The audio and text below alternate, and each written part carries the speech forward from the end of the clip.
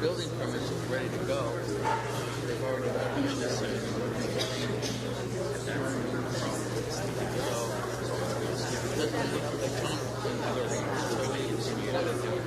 Doesn't want to give it he said,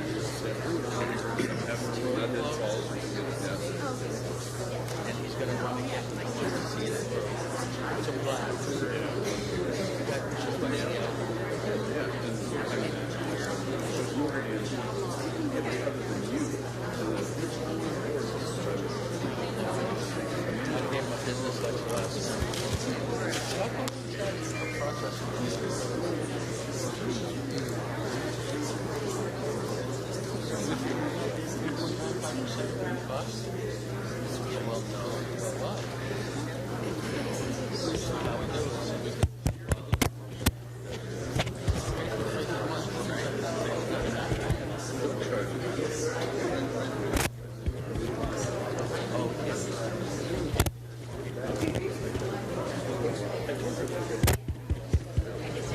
Testing. Testing.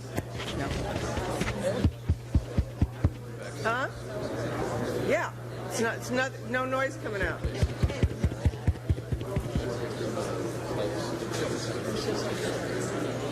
Yeah. Well, it's after 9 o'clock already.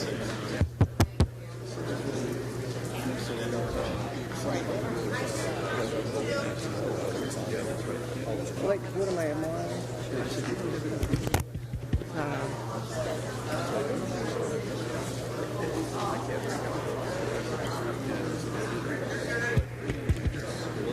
Testing. One. Okay, it's on now.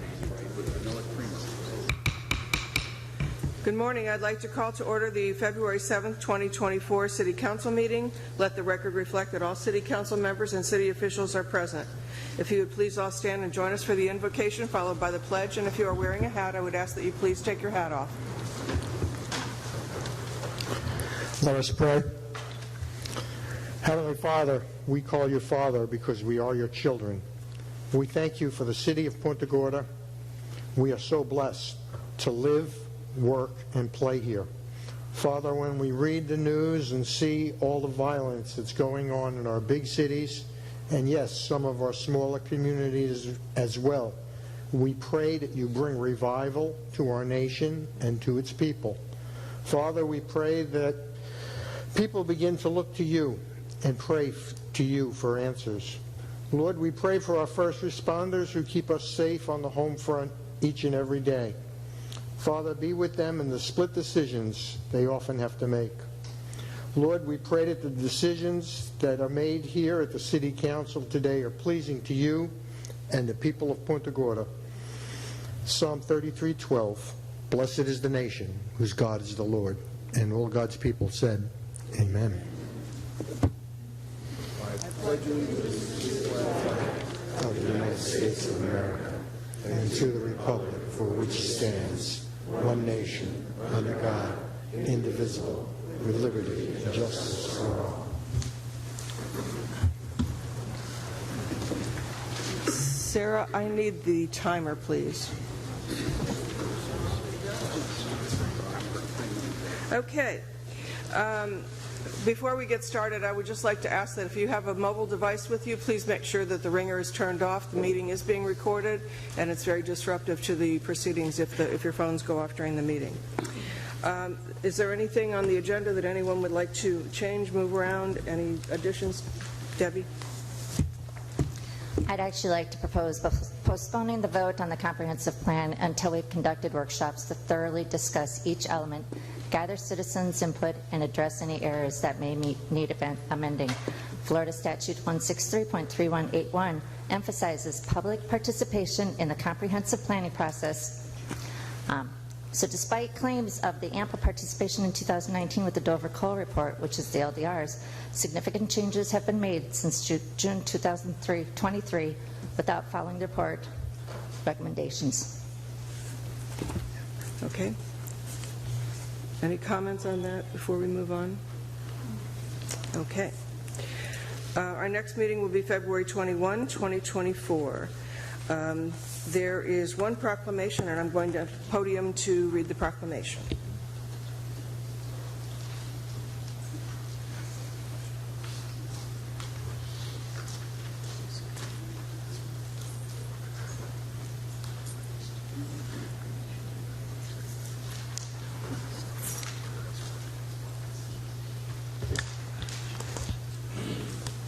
And Mrs.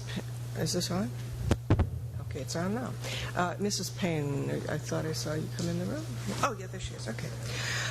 Okay, this proclamation this morning is in honoring Black History Month, and it's my honor to present this.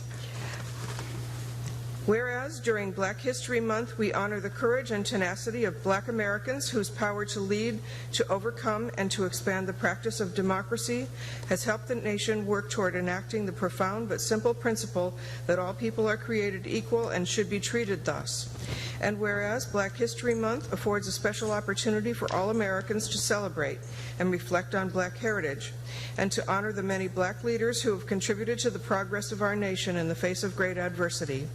And whereas knowledge of this difficult past can strengthen the insight of all of our citizens regarding the issues of human rights, the great strides that have been made in the effort to eliminate the barriers to equality for minorities, and the continuing struggle against racial discrimination and poverty.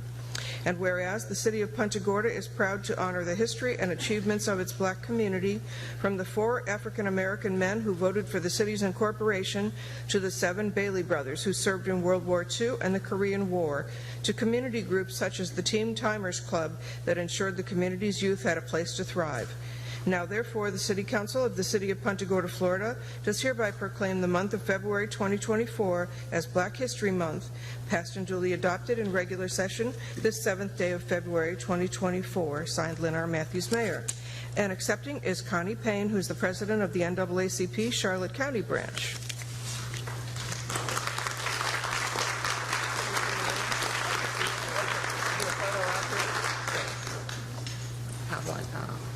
Sure.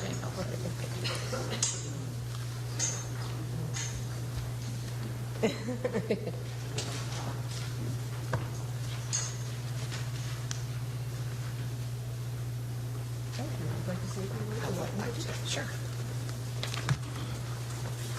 So, in accepting this proclamation for Black History Month from the City Council members, I would like to express my gratitude and appreciation for the recognition. During National Black History Month, we celebrate the legacy of Black Americans whose power to lead, to overcome, and to expand the meaning and practice of American democracy has helped our nation become a more fair and just society. This country was established upon the profound but simple ideas that all people are created equal and should be treated equally throughout their lives.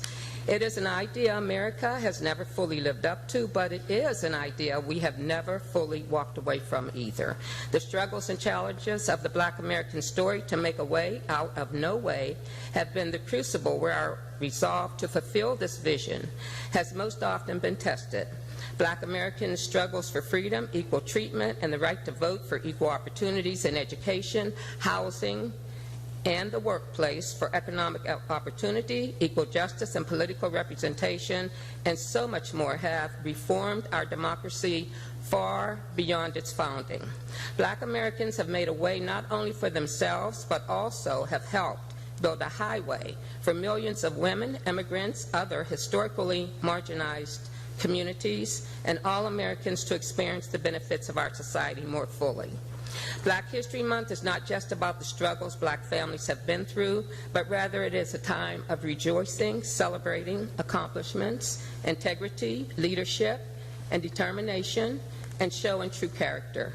We honor history and celebrate the progress that we have made. We are resilient and resolute in creating new opportunities for future generations. So in closing, thank you, Mayor Matthews, City Council members, City Manager, for this proclamation recognizing Black History Month. It is an honor to accept this on behalf of the Charlotte County NAACP, Branch 5093B, as well as the Black community. Black History Month is an important time to reflect on the many contributions of Black Americans to our society. It is a time to celebrate the achievements of Black Americans throughout history and to recognize the ongoing struggle for equality and justice. We are grateful for this recognition and for the opportunity to continue to work towards a more just and equitable society.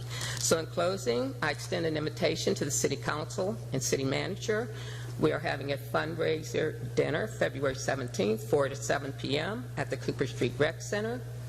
We also have our monthly membership meetings the fourth Thursday in the month at Cooper Street Rec from 6:30 to 8 p.m. You are all welcome, and we look forward to seeing you there. Thank you. Thank you.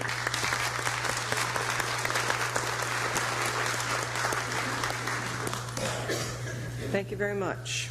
All right. At this time, if there is anyone in the audience who has submitted a resume to be considered for a board or committee seat and you would like to introduce yourself to the council, please come to the podium, state your name for the record, and you'll have 3 minutes.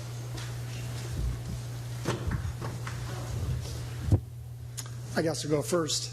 Good morning. My name is Jeff Fox. I live at 1334 Via Milanese here in Punta Gorda.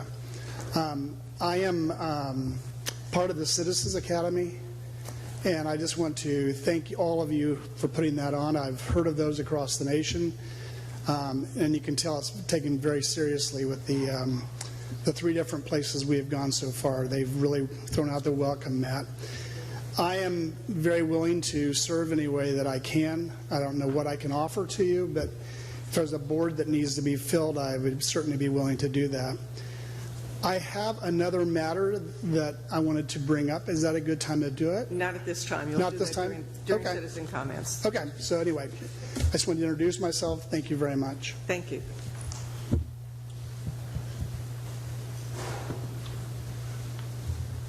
Good morning. My name is Sheila Dabney, and I'm a resident here in Punta Gorda and have been for about 9 years. And I put in an application for the resident representative of the Punta Gorda Housing Authority. I'm originally from Memphis, Tennessee, and I love it down here in Punta Gorda. At the Verandas, I've lived there since 2016. And I think I would make a good representative. I look forward to learning what the board does at the Housing Authority. Thank you very much. Thank you. Anyone else that would like to introduce themselves as a board or committee nominee? Okay. We're going to get into the citizens' comment portion of the meeting, and there are two different segments of citizen comments today, so I want to make a clear stipulation on how this is going to work. If you plan to comment regarding agenda item 5A, which is the public hearing for the comprehensive plan, I would ask that you reserve your comments to be done during that public hearing in order for those comments to be considered in our deliberations today. If you have any other comments that you would like to make, this would be the time to do it. Whether it's any subject matter, you'll be able to make your comments during this time. And before we begin, I'm going to read some housekeeping notes into the record.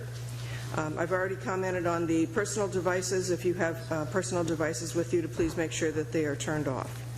There is a code of conduct in the council chambers. Members of the public should familiarize themselves with the rules on the large screen behind me. Members of the public who wish to address the council should use the guest podium at the center of the room. The podium to the right of the stage is for staff and applicant presentations only. Speak directly into the microphone and begin by stating your name for the record. And if it's a quasi-judicial hearing, please also state that you have been sworn in when you come to the podium. That is not the case today. Each person has 3 minutes to speak, and sharing minutes is not permitted. Speakers are to direct all comments to the City Council, not the audience or any one individual council member. Discussion between speakers and members of the audience is not permitted. When there are many individuals who wish to speak, speakers should try not to reiterate lengthy comments made by others to ensure an effective and efficient meeting. This ensures everyone has an opportunity to speak. Audience and speakers will be courteous in their language and presentation. No applause, sidebar conversations, or booing before, during, or after each speaker. Please refrain from talking in the audience during the meeting. A copy of any supporting documents displayed during the meeting must be provided to the city clerk, and those documents become part of the permanent record and will be retained. Citizens' comments portion of the meeting is not intended to be a question and answer session. This is for citizen comments only, and council members should refrain from answering impromptu questions or debating issues with members of the public. All right, all that said, if there is anyone in the audience that has comments they would like to voice before the council, please come to the podium, state your name for the record, and you'll have 3 minutes. Hi, my name is Kay Ebbs, and I have 2 things. I'd like to thank the City Council and the community. I was one of the founding people who started the Cooper Street Carnival 15 years ago, which is now turned into the PGICA Home Tour. It's been a fantastic event where the community has supported. We've raised over $500,000 for the various children's activities in the community.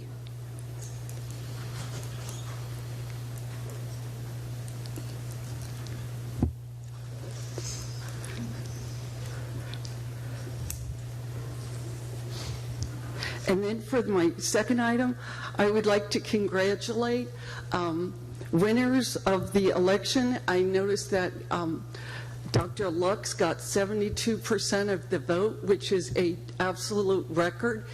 And in an off year, 36% of the voters showed up, which is a landslide, which is a record. Last time, the only item on these election was when John Miller ran, and at that point 29% of the voters showed up. When Nancy Prafke ran in 2013, only 28% showed up.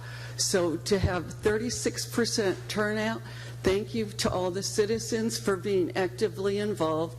And then in the other column, You can see Dr. Lux won by 72%, Miller 66, Prafke 63, Carey 51, Phil Dryberg got 60%, Wallace got 56%. Other people were uncontested. Peterman got 0%, but there was no opponent. Matthews got 0% in her last election, but in 2016, she did get 54%, and Lockhart got 0%. So thank you for everyone for participating.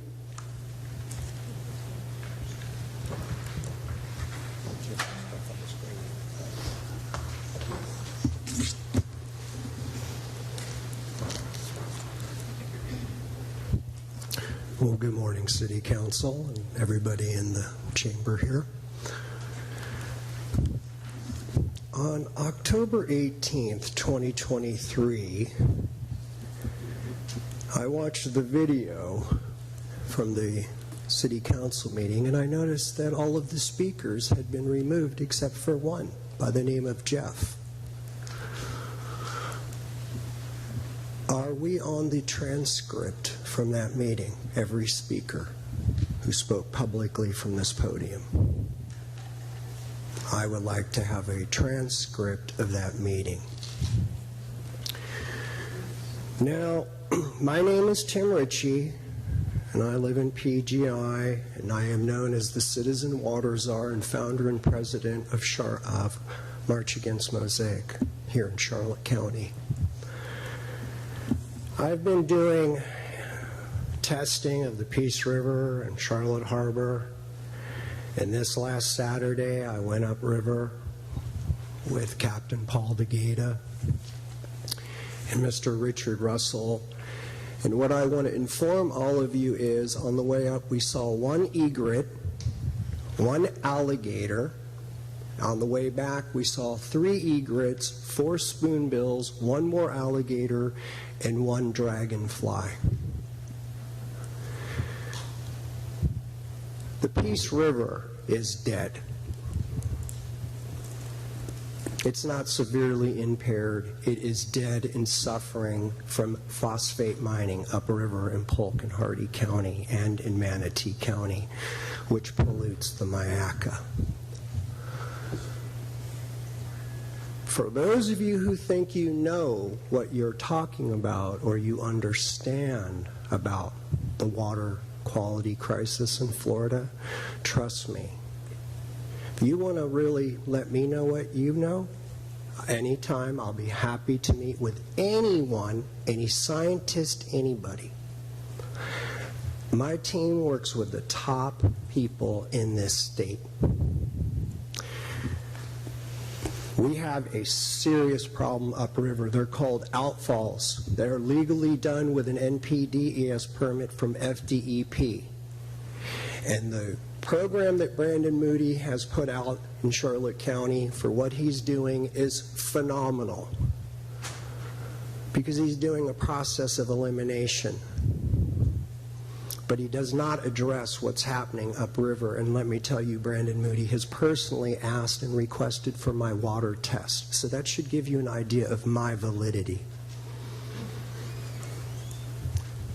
I want you to all start. Thank you kindly. Thank you.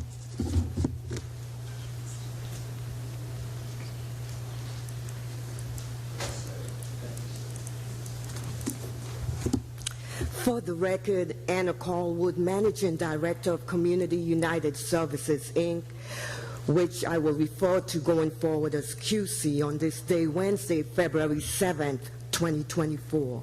Mayor Matthews, Vice Mayor Dryberg, council members, and everyone in their respective places, as directed by the community on the original bid due date of Monday, February 5th, at or about 2:35 p.m., QC submitted our bid to lease and manage 650 Mary Street, the legally named Cooper Street Community and Recreation Center, hereinafter called the REC.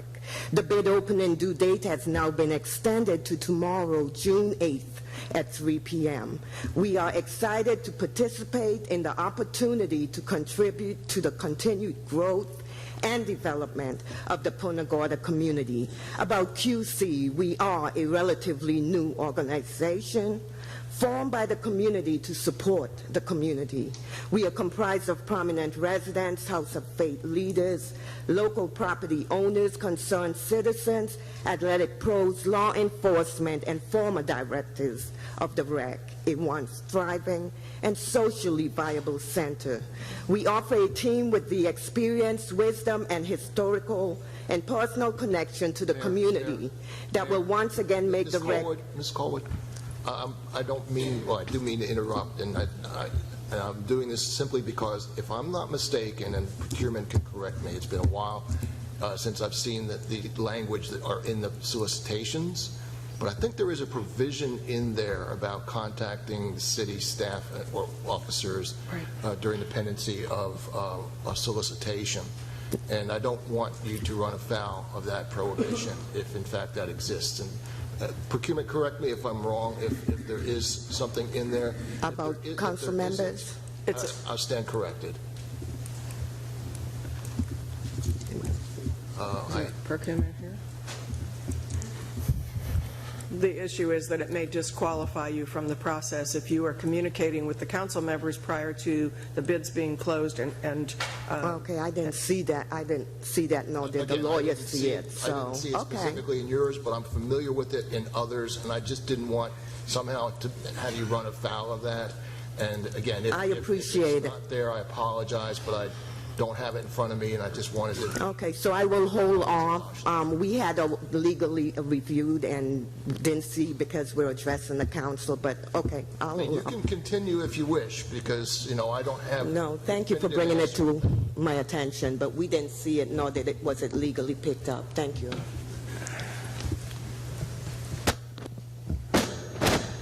So I can, though, make a comment.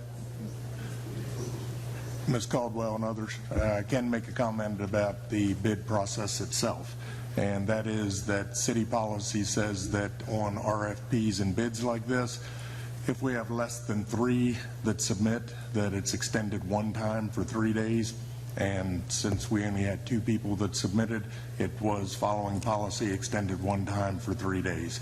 So that will be, as you stated, over tomorrow, and all bids will then be in and reviewed, and we'll begin the process of evaluation and presentation. So thank you for your interest.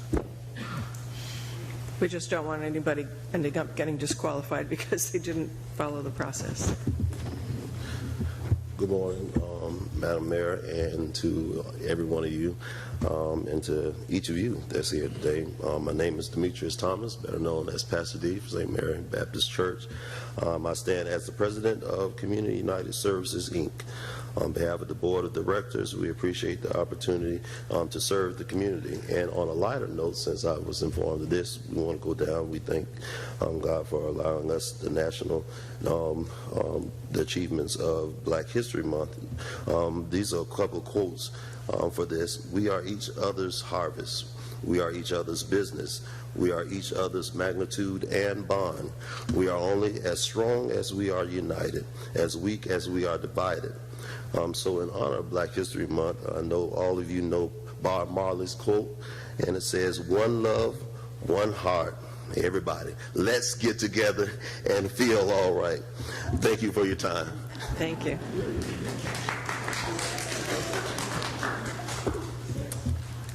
Don Hurlston, Punta Gorda resident for 14 years.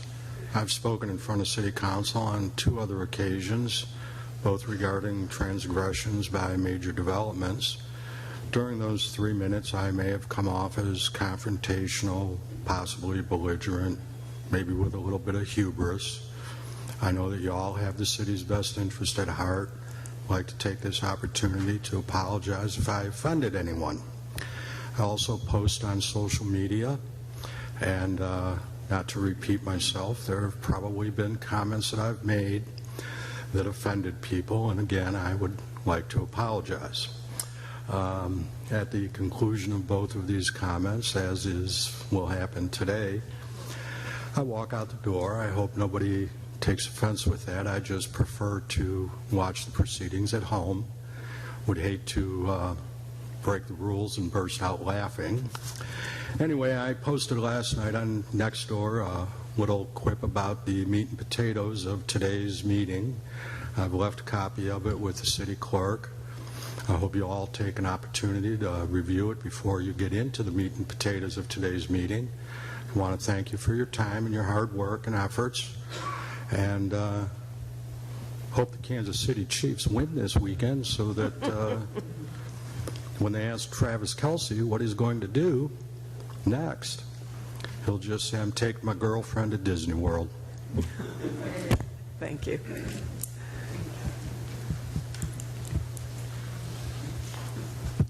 Pan Niles, Gateway Point. I got to do a follow-up on that Kansas City. I kind of like Mahomes. I like winners. Pat Niles, Gateway Point.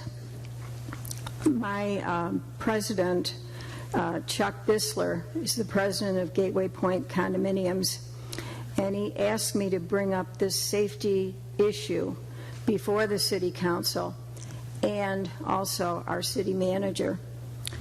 And it has to do with traffic and how pedestrians, various kinds of pedestrians, are trying to safely walk the street and cross between Henry and Garvin Street intersection.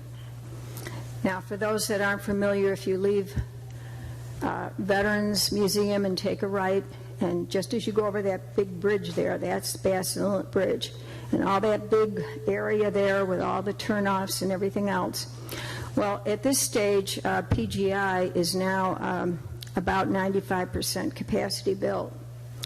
When they designed our city streets, it was very good for years. I mean, they did a really good job.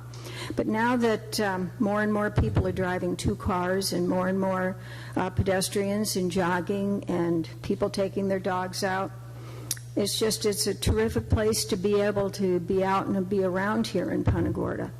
But it's not safe to cross there.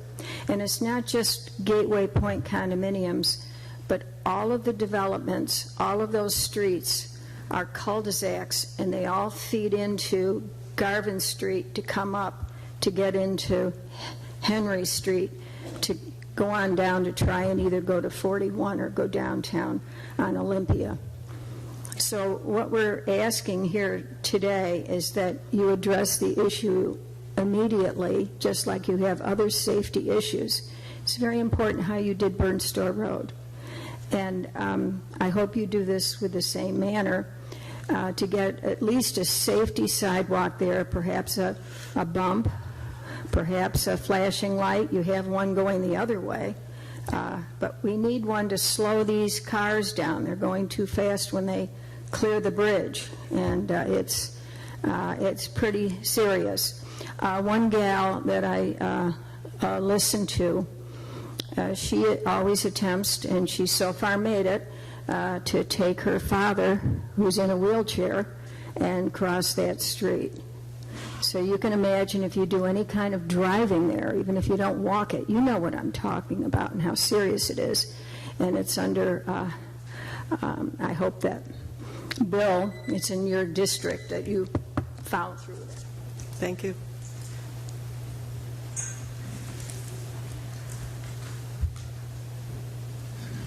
Good morning. Joe Como, Punta Gorda. First bought property here about 2004, closed about 2 weeks before Charlie arrived.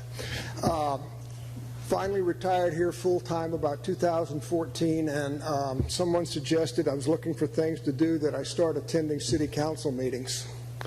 That was about 2015, and I've made just about all of them since then. Even during COVID, I'm obsessed enough to watch it on YouTube.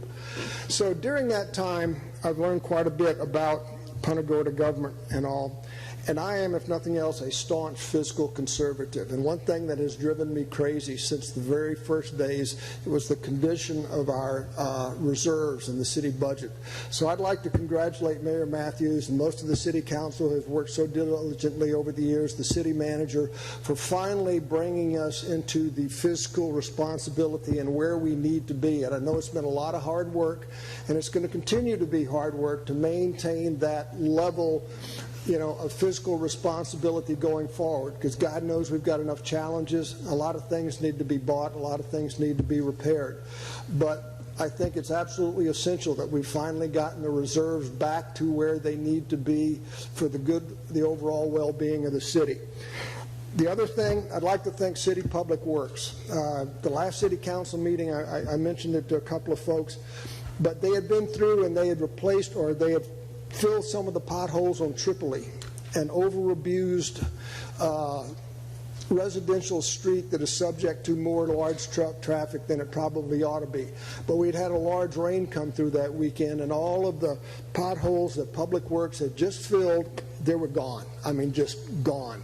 So yesterday morning, there was Public Works out there again, refilling the potholes that they'd just done not so long ago. So my thanks to the city, my thanks to the Public Works Division for trying to keep that street in some sort of drivable conditions so that we don't start, blowing tires and denting rims and things like that. So thanks to the city, the council, and the mayor for the work they've been doing. Thank you. And thank you for calling out the reserve fund. We did a lot of hard work to get there, and I appreciate the newspaper's editorial this morning about that. Thank you very much. Good morning, Bob Fritz, Bernster Isles. I'm not going to comment on the comp plan itself, but I am going to comment on the legal notice for the comp plan. I'll read a portion of it right here. Upon conclusion of this public hearing, which is right now, the City of Punta Gorda will adopt and transmit the proposed plan to the State Planning Agency. Will adopt, not may adopt, or may modify, or may reschedule a public hearing after modifications are made. Today, at the conclusion of today, it says you will adopt the plan. What is the purpose of a public hearing if you've already decided that you're going to adopt it? It seems like the City Council doesn't care what the residents of Punta Gorda have to say at a public hearing, especially with something as important as a comprehensive plan.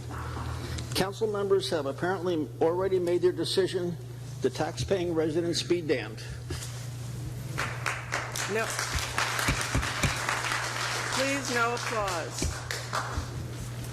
Okay, is there anyone else that wishes to comment under citizen comments? This is the last opportunity. I just wanted to make a comment on that. I'm sorry, I didn't mean to interrupt, but I believe the city attorney also sent an email that explained why it was worded as such, and it in no way indicated that council has a or a foregone conclusion at the end of the meeting. If I might. Sure. I will. So when you are required to propose a title to an ordinance for publication, it needs to be include all of the potential options that may take place at a public hearing, so that you can't do something that's greater than what was otherwise published. So the City Council has every option less than the adoption that's at their range of available options when the ordinance is written so that the title is written so that it includes the adoption. But lesser included options such as denial of the adoption is also part of that title. It's just a way that titles have to be written. In no way is intended to reflect the ultimate outcome. It just indicates what the ultimate outcome could be at its maximum. Thank you. Did you have a comment? Okay, go ahead, sir. Good morning again. My name is Jeff Fox. I live at 1334 Via Milanese. So what I'm here to ask is, or what to bring to your attention, is the need for a sidewalk along Via Tripoli. And are all of you familiar with Via Tripoli? So it's a feeder street. It's the only way into a neighborhood that houses right around 280 different homes. And when I counted them on a map, I counted each structure. So a lot of those, or some of those, are condominiums, so they have more than one people that live in them. So I just I kind of figured maybe 1.5 cars per household. That's about 400 plus, almost 500 different cars that could travel that street. There's no sidewalk along there, yet there's a double striped line down the middle of the road, which to me infers that it's a rather busy street. And when I'm walking along there or riding bikes, you really have to dodge the cars. It's really, really dangerous. And so I just want to bring it to your attention. I know you can't reach in your back pockets and pay for a sidewalk tomorrow. I just want it to be on the agenda. I've talked to many people when I'm walking along there, and they talk about how they dodge cars, whether they're riding bikes or walking. So I guess I'm asking a question is, how do I get this furthered along? I know that it may not happen this year, it may not happen next year, but someday a sidewalk is going to be necessary there before someone gets hurt. So what's the best way to go about that? All right, are your comments complete? Because I don't want to interrupt you. They are. Okay. And let me answer that. I don't normally do this during the citizen comments portion of the meeting, but that would have to be put in perhaps the 1% sales tax program for the next time that we approve it, which will be in 2026. So that is probably the soonest we could accommodate that request. Okay. I just mentioned to the city manager that I would like to add that to the 2026 project list. Super. Because what happens is it has to go on the project list that would be approved by voters at that time, and then it can be accommodated once we start getting that money in from the 1% program after it's approved by the voters, if it's approved by the voters. Very good. Okay? Thank you so much. And that sidewalk is on the long-term list, and I agree it's something that's necessary, but funding is certainly one of the I get it. issues. And that would help substantially if we can get it through that. I get it. Thank you. You're welcome. And the same goes for the Henry Street crosswalk and sidewalks down in that area. That is also on the project list. So, I'm sorry. Well, and what you said, crosswalk and sidewalk, because we need a crosswalk that goes to a sidewalk. Correct. So we have to make sure it's, right. And that's actually in engineering right now, because that is a project that was important. And that's on the current list. That's on the current list. I'm sorry. Go ahead, sir.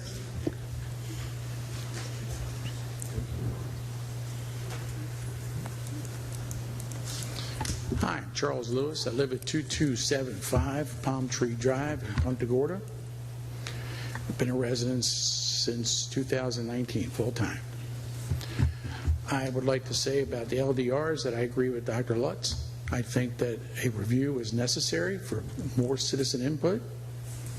This isn't the neighborhood that is proposed by the LDRs that I bought into when I bought our house here in Punta Gorda. And it certainly is going to change the landscape dramatically. I agree with what Mr. Bob Phelps said about the predisposition of the council as far as its voting practices. I think that you've already made up your mind, even though Mr. Levin did a very good summation with the semantics of what he thought the interpretation of it was. However, there is an election in November, and it's coming soon.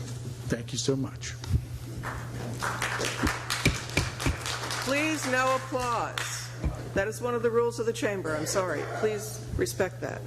Is there anyone else that would like to address the council on any issue before we move forward? Okay, then we will adjourn as City Council and reconvene as the CRA.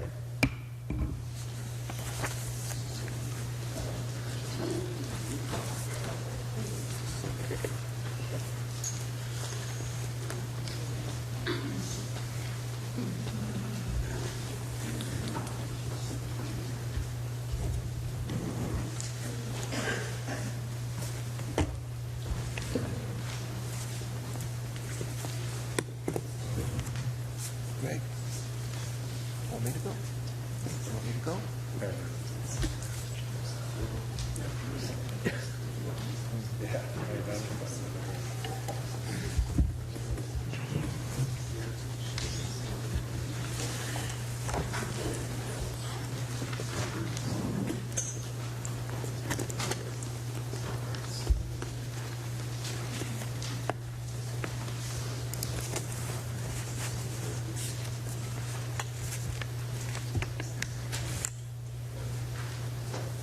Are you doing the CRA report, Mr. Murray? I am doing the Okay. Okay. Fine. All right. We are now in session as the Community Redevelopment Agency, and the first agenda item on this agenda is the citizen comment portion of the meeting. If anyone has a citizen comment on CRA agenda items only, you can come to the podium and state your name for the record, and you will have 3 minutes. Seeing no one come forward, we'll move on to the approval of the minutes from the January 3rd, 2024 meeting. Move to approve. Second. We have a motion and a second to approve the minutes of the January 3rd meeting. All those in favor, please signify by saying aye. Aye. Aye. Opposed? Motion carries unanimously. The next is a resolution. Yes, this is a resolution which I'll read by title only. A resolution of the Community Redevelopment Agency of the City of Punta Gorda, Florida, reaffirming its formal adoption of rules of conduct and providing an effective date. And just the same as we did for the City Council portion of the meeting at the last meeting, we have to adopt this as well annually for the Community Redevelopment Agency. Move to approve. We have a motion and a second to approve Agenda Item 4C. All those in favor, please signify by saying aye. Aye. Aye. Opposed? Motion carries unanimously. Agenda Item 4D. Yes, this also is a resolution which I'll read by title only. A resolution of the Community Redevelopment Agency of the City of Punta Gorda, Florida, reaffirming its policy with regard to taking action on non-agenda items. Non-agenda items only after approval by a majority plus one of a quorum of the Community Redevelopment Agency, and to do so only for stated reasons and providing an effective date.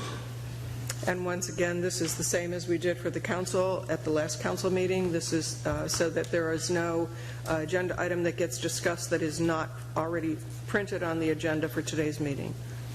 Move to approve 4D. Second.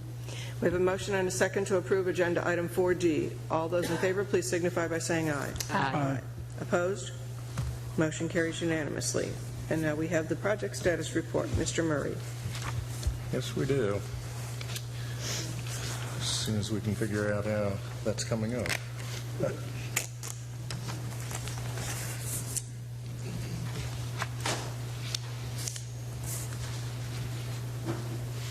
Okay, much better. Excuse the delay. Technologically challenged. So, municipal marina activity, I wanted to go over a little bit there. We certainly are more active in the winter months. We've had a lot of people, a lot of boats out there, as you've seen. We've got 12 liveaboards right now that are still in the marina. We have a lot of transient going back and forth, a lot of monthly rentals. And we've seen a lot of people coming and going in the harbor. We still have about 17% of our slips that are down, including mooring balls. Our mooring balls are in the permitting phase, as well as we have the engineer that is supplying certified divers so that we can go certify the location of the anchors and replace the mooring balls so that we can get that whole project moving forward. So we still have a lot of work to do on the marina. A lot of that is waiting approval from FEMA, and just like with other projects, we do have several that are starting to move now, including our third floor. We have to use a lot of our insurance proceeds, and those insurance proceeds then feed the FEMA calculation, and until we have a complete bid and insurance knows how much they'll pay, FEMA won't pay because they don't know what insurance is going to do and how much that impacts the deductible, which then goes back to the insurance company. So, we go round and round, and finally we have a project that's on the books. So this is one, but we're working forward through the administrative paperwork, and hopefully we'll get that project moving soon. So with the pump out vessels, you can see that we've doubled the amount that we had last month. We had 109 vessels, 105 were from Florida, and the gallons pumped was over 3,000 this month. When you look at the quarterly report, we had 1,600 in December. The month before that, we had about 1,600, and then in October, we had about 1,100, so a little over 1,000 actually. So when you aggregate those for the quarterly report, we come up with 155 vessels that were served and about 4,260 gallons that we were able to properly dispose of and help protect the harbor. As you can see, this past month in January, we had 3,000 gallons by itself. So obviously there's a lot more vessels, and we're doing a lot more work out there to help with that protection. A couple of the projects that we still have moving right now are AC Freeman House, which we're waiting for the estimated cost for securing the building envelope. They're basing that on the developed plans that they were required to do. And then once that is presented to council, council can discuss if that's the path you want to go, what the next steps are, if you want to open that up for other ideas, whatever the case may be. First, we have to go through the required process that we've started, and then that'll come back to council to determine if you want to move forward and how from there. With the splash pad, if you've been over to Lashley, we actually are below ground now, not just moving sod, but we have the pile and support beam installation underway, and they're working on the installation of the surge tank that the water goes in and recirculates. So once the underground infrastructure is complete, then they'll start moving above ground, and we'll start putting some material down and equipment in place, and it'll really start to look like something. So we're pleased that that's moving forward. That's the end of this report. Any questions for Mr. Murray? Debbie? I have two questions. First, with the Lashley pad, once it's completed, how much is it going to cost the city to maintain it? Chlorine, water, everything? Do we have any estimates? We do, but I don't have those off the top of my head, and part of that's labor as well. Exactly. Because we have, we have to have certified people, because it is water that's in contact. And, like it or not, it's human consumption. And some of it that goes back down the drain is recycled. That's why you have the chlorine residuals and such. So there's a cost associated with it, but I can find that. Thank you, sir. And my second question is, I know that we try to secure anything that's been damaged, as well as I am with my own home. I'm looking at the Bayfront, and even though I know it has a lot of damage, but we haven't hit the 50% rule, and I'm trying to figure out who's secured it, how is it secured, why isn't it covered to be protected? Because I know if we're going in for a third estimate, it's gotten damaged even more from all the rain and everything that's occurring. So I know this is causing more issues to, a building that maybe some people really wanted to keep and restore. Well, yeah, there is not anything that secures the top. The whole roof's caved in. You would have to build a roof structure to even put tarp over to secure it. So no, that has not been done. And the anticipation was that it would be raised much sooner than this. But of course, going through the process again, we've done everything that's been requested. We've now had the next appraisal done of the building value pre-hurricane, and then the company has been secured that's doing the estimate to rebuild it as it existed pre-hurricane. So then those two numbers will then again go to the building official. They'll go through the state calculation, certify it is or is not over 50%. The last two showed it was over 50%. At that point, because we've also been required to do lead and asbestos remediation, which has already been done, we'll have these next steps in the process that were more recently required for the third try done again, and then we'll award the contract to take the building down if it's over 50%. Mr. Mayor, do you have that, what it said about the lead and asbestos? I'm sorry, we can't hear you on this end of the... I'm sorry, Mayor. Do we have any count of what it was for the lead and asbestos? Cost or result? Results, please. Yeah, there was some asbestos in there. There's some 9x9 tiles and mastic, and that has to be removed. It's not atypical for a building that age, but nothing dramatic. But there was asbestos that has to be removed by the contractor prior to demolition. Okay, so it wasn't like a really costly thing, but there was some there. There is some there, yes. Okay, thank you. And I can give you that report as well if you like. Anyone else? I do have just one comment, and I would like to ask, I guess this is as good a time as any, I would like to ask that we make sure when we issue any event permits for Lashley Park that we are very clear that we do not close the Harbor Walk for any events. And we've had 2 instances in the past 3 weeks where the event planner has blocked the sidewalk, and I get complaints all the time about it. And there's one woman in particular who sends me emails all the time, and she actually got really upset with me because I thought what she was talking about was the construction area for the splash pad. However, it was, in fact, the Harbor Walk had been closed because they moved the fence. They moved the fence, but the fence that they also are concerned about is they see the construction there. All the event permits say they have to stay open, and if for some reason they don't do that, we inspect it and we make them move it. But the other thing that people are concerned about is the interior walkway that goes between Lashley Park and the condos. There's a walkway there, and that is closed because that's part of the park, and to do that you would have to fence in the whole upper side of that as well as everything else. So when you come from Marriage Point, where we have the palm trees and the different things that were put there as a monument, and you come the whole way down to the other side of Lashley Park where it joins into the sidewalk that goes across the street to Military Heritage Museum, that is closed off during the events in Lashley Park. The Harbor Walk itself, coming from the left past the bathrooms, the whole way up around behind the condos, and over to the wooden walk that goes over the little tidal basin and the mangrove area, that's all open.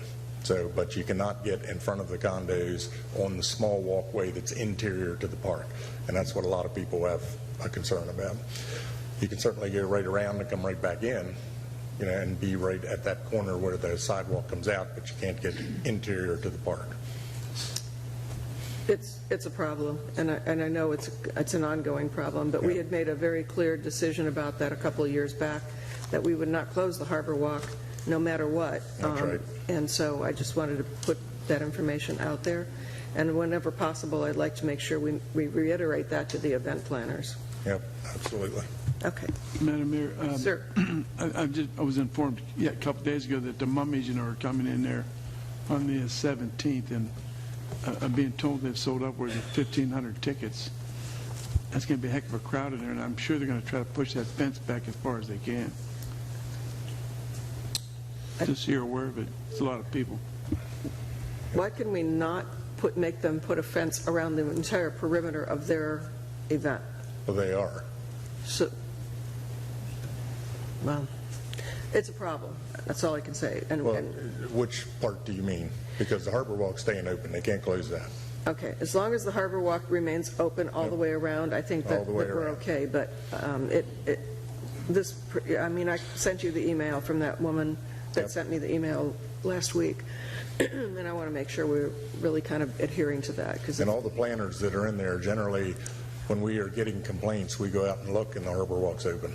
They're usually complaining about the interior walkway or the construction site that's behind the bathrooms. The bathrooms are even open, but with the construction site, you have to come out of the event area into the bathroom because it's a construction site, and that's...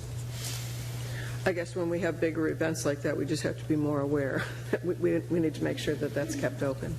And at the risk of sounding uneducated, I don't know who the Mummies are. So. Oh, here come the Mummies. It's a thing. It's a thing. Yeah, they do draw a big crowd. Okay, any other comments for Mr. Murray? All right, thank you. Yep, thank you. Commissioner comments, Mr. Dryberg? Nothing. Mrs. Peterman? Nothing, thank you. Mr. Butler? Yeah, I was just wondering if maybe we take 2 minutes to, I have a feeling in the group here that not everybody's familiar with the Community Redevelopment Agency. It's been a while since we've shared that, certainly since my time on this committee. Maybe just take 2 minutes to explain what is the purpose of the CRA. Well, the CRA does several things, not the least of which, in this case, is coordinated with county government. So it's a city-county joint CRA. Many of them are managed by the municipality or political subdivision themselves, and they have more latitude than us, for example, where we had mandates from the county portion that says no new projects, so the money that's collected can only go to debt service, that type thing, with the amount that's in our base for above the base for the ad valorem tax. So we all know when the CRA is started that there is a base amount that property value is worth that the city retains. It's not part of the CRA expenditures. And then from there, the intent is for the redevelopment agency to redevelop blighted areas. And that's where one of the things comes in, define what a blighted area is, where it was then and where it is now.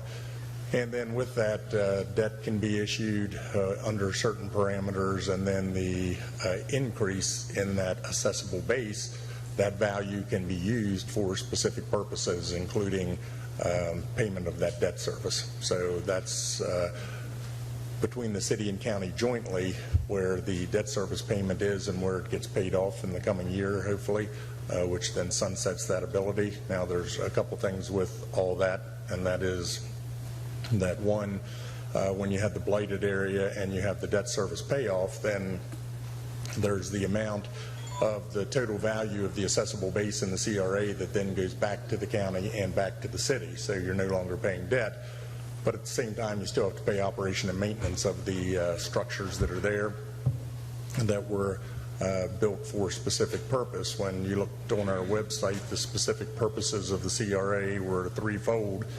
One was to, and the reason that things like the Airport Center parking structure were built, one is to foster redevelopment of blighted property, one is to foster private investment, and one is to foster public-private partnerships with the city and private too. Again, the underlying reason is to redevelop blighted areas. So the CRA is supposed to accomplish those objectives. That's one of the reasons that the parking deck was built there, and subsequently reduced parking requirements in the downtown core were required because there were 400 spaces sitting there.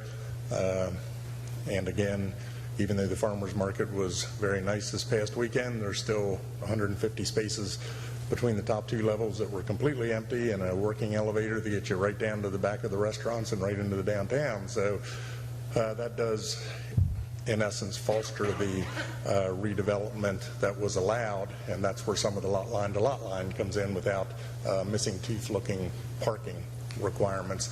Now, that being said, with the CRA as well, when you have additional growth on a property that may have required parking and now there's a reduced requirement because you have a parking structure, that additional ad valorem tax in some cases should be really reserved for maintenance of those structures and or maintenance of the CRA itself. That didn't really occur. In this case, it goes into the general revenue, and the general revenue is restricted, so you don't have that latitude to build that fund from the beginning to now so that all these structures could be maintained. But ideally that would be the case. If you're going to reduce the parking requirement, then you take the additional ad valorem tax that you get from that increased footprint on a lot and you reserve that so that you can maintain the structures. So, but the base premise of the CRA is redevelopment of blighted areas, and the three specific requirements that were stated on the website to help that occur. I'm sure everybody's got that. There's never an easy answer. No, and I'm sorry, after my last bout with COVID a couple months ago, I'm not quite back yet with breathing. So, we're good. Might sound disjointed. Anything else, sir?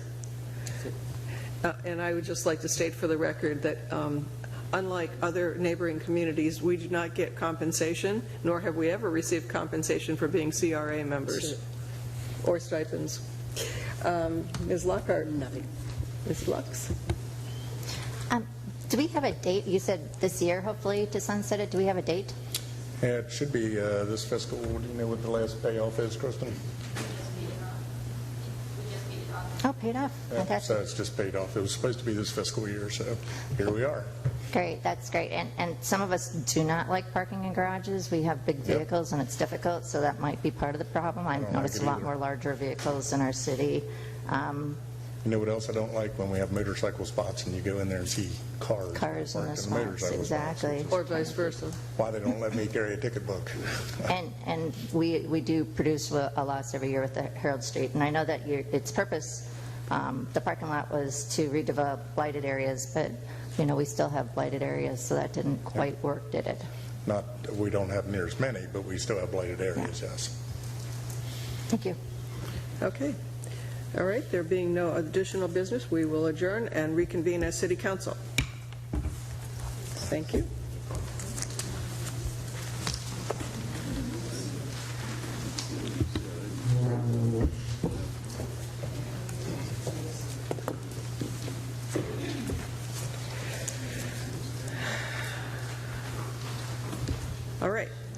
are now back in session as City Council, and our agenda item is CP-01-2023.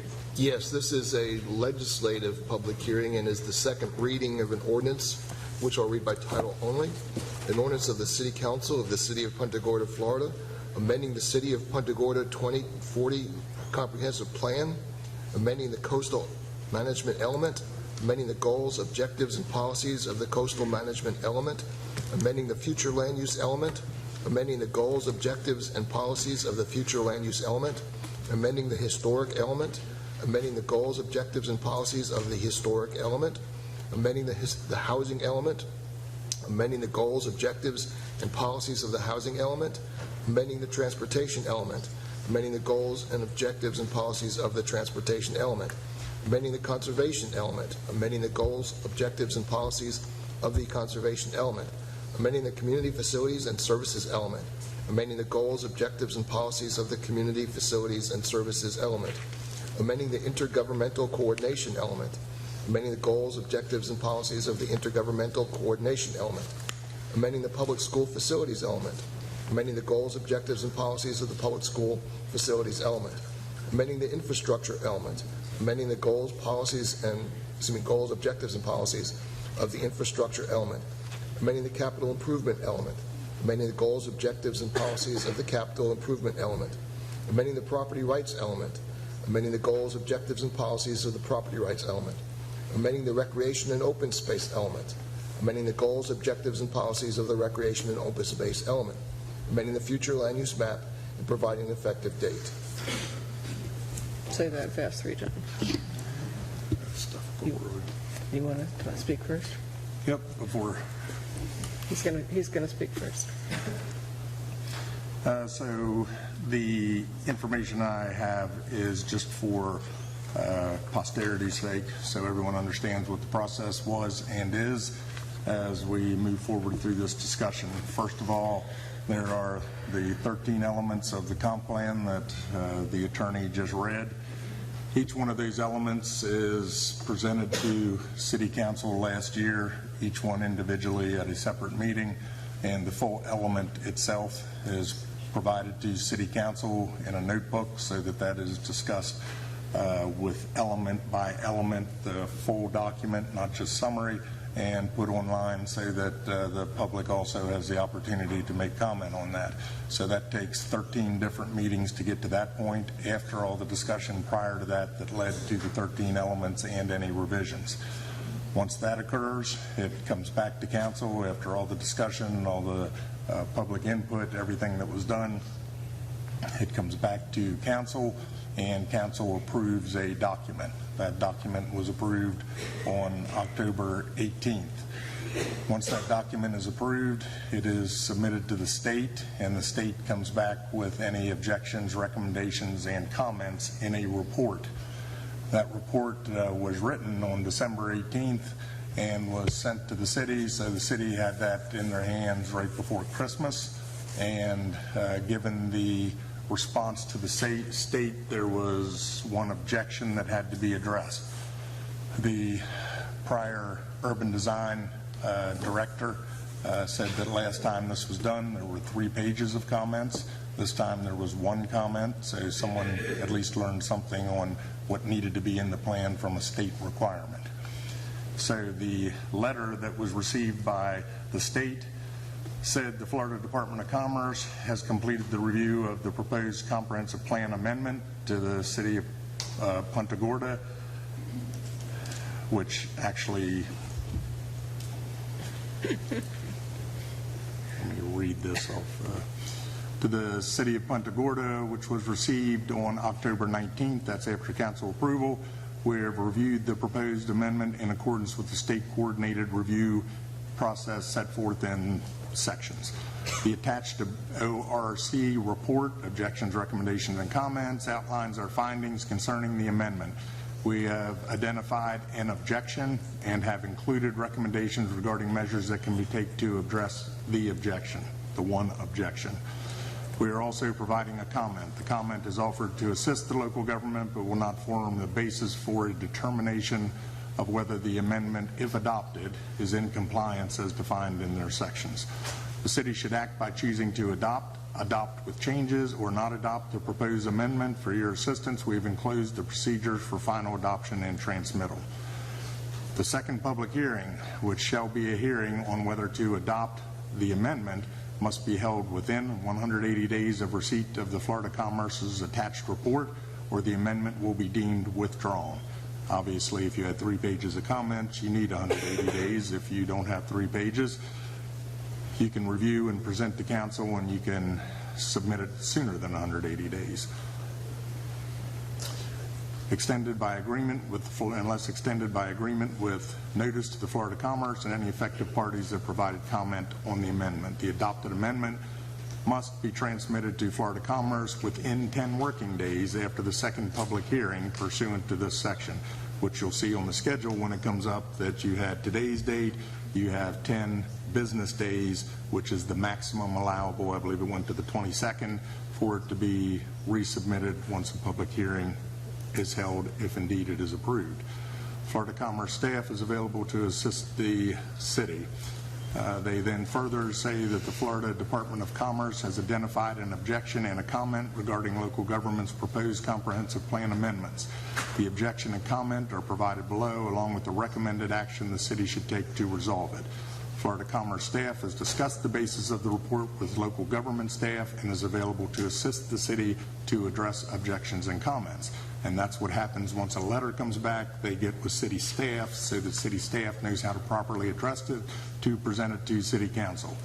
The objection was objection 1, intensity of use standards. The proposed amendment to the future land use element does not establish meaningful and predictable intensity of such use standards for non-residential land uses allowed within the following categories, which will be listed on the screen, and that, of course, the attorney addressed all the different elements together.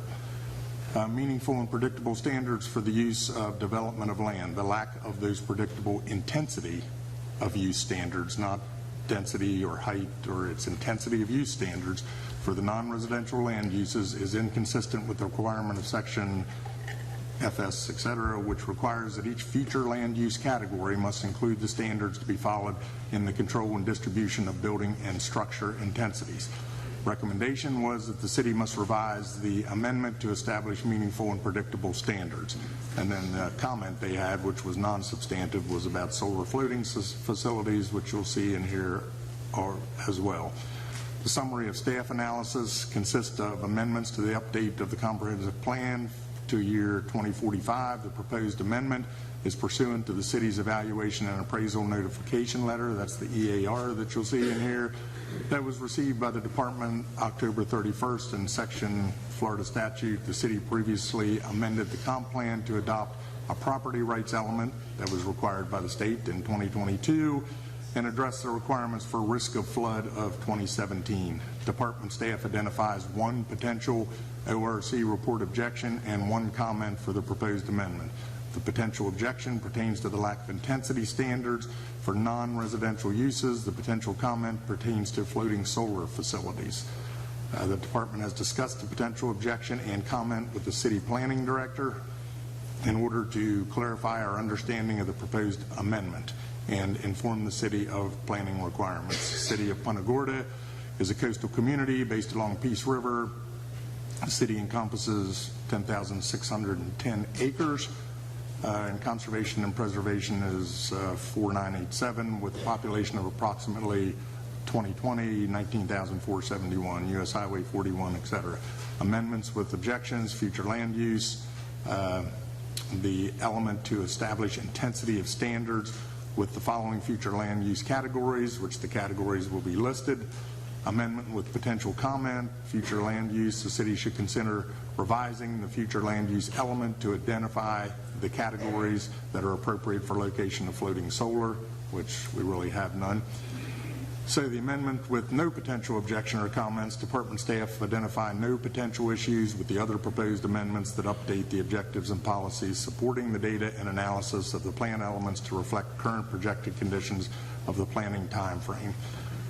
We also then have external agency comments. Not only Florida Department of Environmental Protection commented that it found no provision that would result in adverse impacts. Southwest Florida Water Management District provided a letter, which is also attached to the letter the state sent back, review letter stating that the district is not forwarding any comment for consideration. And then there was one citizen comment, which was Mr. Hurlston, regarding parking. So with that, then they go into how to reply to them. So this information was received by the city. City staff gets with the regulating agency. City staff then takes the comprehensive plan, takes the sections that are required, changes the verbiage on those sections, takes any charts that are required, changes the charts on those sections, and makes the comprehensive plan consistent with what the state is now requiring. In this case, those intensity standards were in the comprehensive plan before for the ones that existed or similar categories, and the ones that were not in there before, the similar recommended categories were used to develop the intensity standards.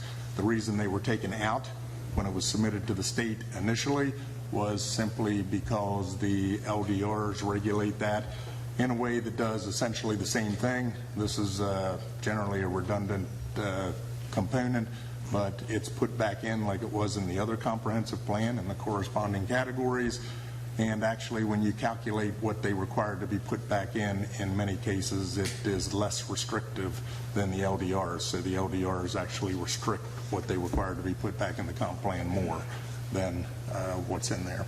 So then, once that occurs, the red line copy and clean copies of charts, tables, verbiage, and the letter from the state is sent to council.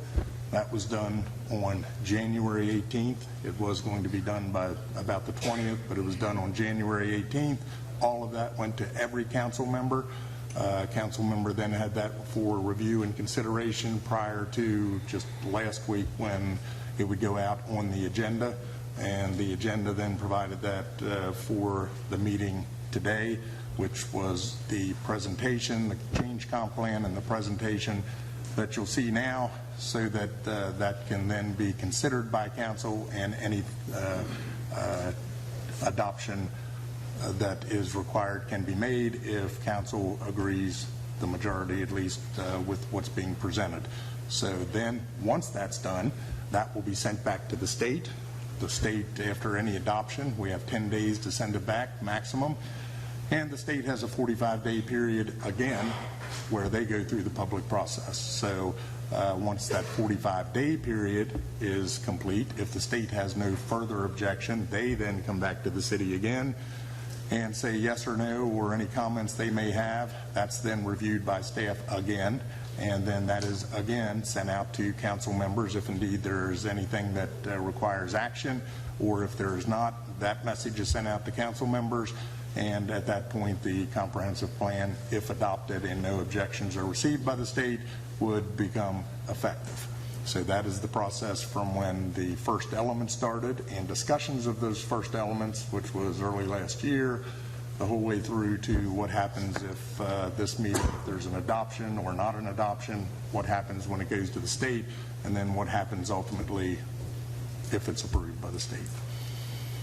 So now, if you would like to go into what the state letter said and explain that on the presentation and what changes were made to accommodate the state requirements. Precisely. So my name is Brittany Metzler. I work in urban design, and I'm going to be talking to you about... Can you please put that closer to your mouth? Maybe raise it up a little. It's really hard to hear on that microphone. Thank you. Okay. Is this better? Yeah. Okay. So I'm going to be talking about the objections, recommendations, and comments report that we got back and the amendments that we made based on that report. Okay.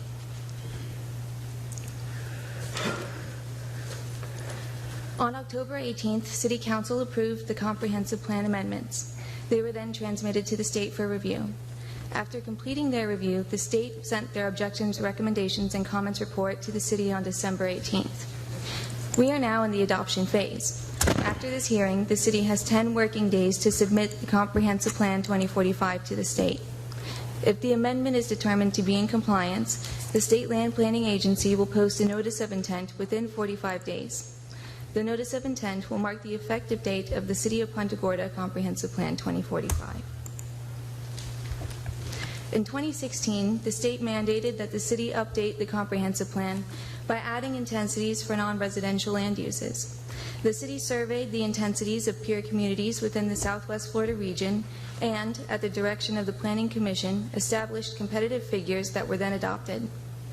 The 2023 Evaluation and Appraisal Report amendments proposed removing the intensities for commercial mixed use and general future land use categories. Non-residential development intensities are measured in terms of floor area ratio.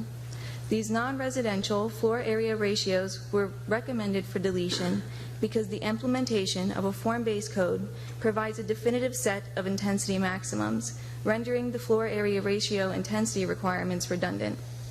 The objections, recommendations, and comments report that was received from the state in December opposed the deletion of intensity caps for non-residential developments.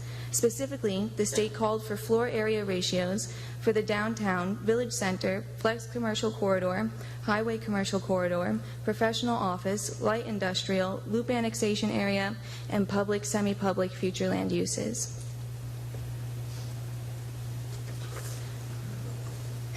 Given the state's objection, floor area ratio intensities had to be reinstated as they previously existed because anything less than the previous allocation would constitute a taking. These charts show the adopted Comprehensive Plan 2040's floor area ratios, the EAR amendment which proposed to strike the floor area ratios, and the reinstated proposed Comprehensive Plan 2045 floor area ratios. The future land use categories in the chart on the left were called out in the state's ORC report. The categories on the right were not mentioned in the ORC report. They are previously adopted intensities that were recommended for deletion in the EAR amendments. Staff reinstated these intensities for the internal consistency of the document. As shown in these two charts, the amendments proposed today constitute no change between the 2040 and 2045 comprehensive plans.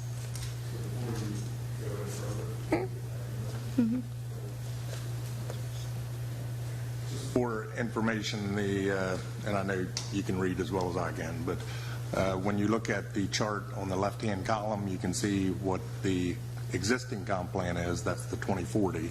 What the amendment was proposed to the state that was approved in October by City Council, and then what the state came back with comments, what the proposed reinstitution of those floor area ratios are.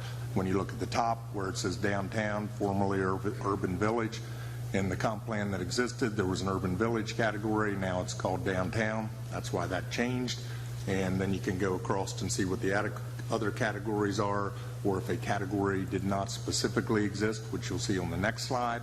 We took the similar categories and put the ear in there, or similar categories, and amended that so that the response to the state would have the same intensities or densities. Some of those require developer contributions or mitigations, and one that still has a planned development on Jones Loop is essentially commercial that lists a specific number of residential housing units allowed by agreement with the county in that annexation area, and then the rest is commercial, and that can have requests for various types and sizes of commercial establishments.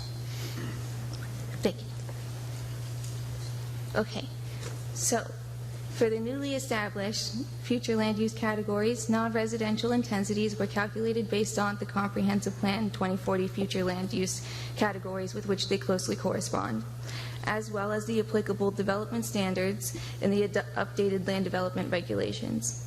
The village center commercial uses correspond with those of professional office. The floor area ratio cap for professional office was used as a basis for calculating what floor area ratio can be realized with development mitigation. Likewise, flex commercial corridor corresponds with highway commercial corridor, which served as a basis for establishing those floor area ratios. And just again, for explanation, if you look at the bottom of that chart where the grayish area is, and you see that little white dot in there, so anyone that ever goes to Pioneer Pizzas, or if you smoke a cigar and go to that cigar shop, whatever it's called, they are not in the city. So the city goes around that little slice, and then it goes on out to the light where CVS is. So if you're at Pioneer Pizza, you're outside the city. So just so you know that. But that's what the flex commercial, when you're coming from the city intensity, it goes out flex commercial, which is basically mixed use, and then below that, where you see the other one, that's the highway corridor, highway commercial corridor, which is essentially, you can't see on down on this slide, but on the previous slide, you'll see that that goes the whole way down, which is a commercial corridor, and then ties in with the Jones Loop annexation area, which is even more intensely commercial, so that it goes from residential business, commercial, and more intense commercial. That's the goal, and as well as the subsequent sections on each side of that corridor. Correct. Correct.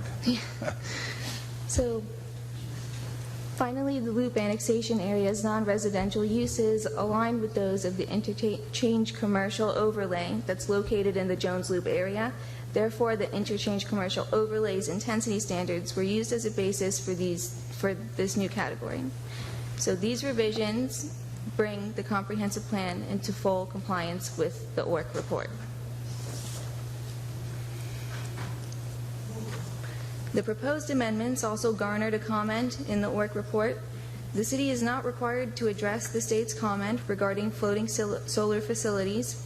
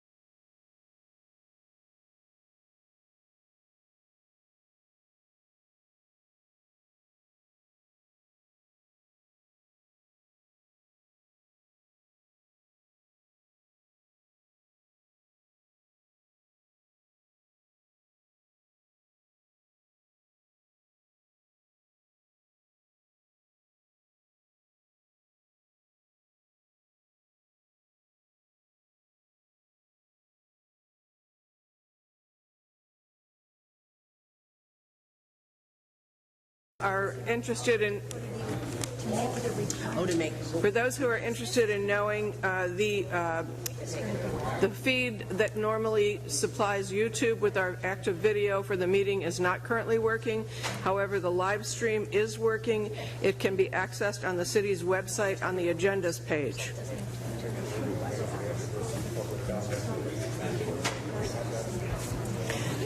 Also, as far as this public hearing that we are currently talking about, as soon as the staff is done making their presentation and council asks staff questions they may have, then we will open up the floor for public comments, and then the council will discuss it and vote on it. I'm sorry, I didn't hear the pass up.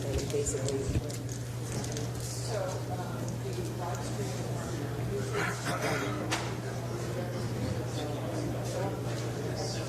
So are we able to record?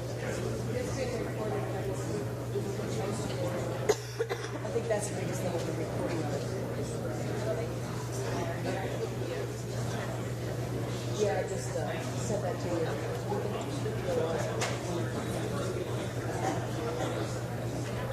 All right, would everyone please take their seats? We're going to get started again.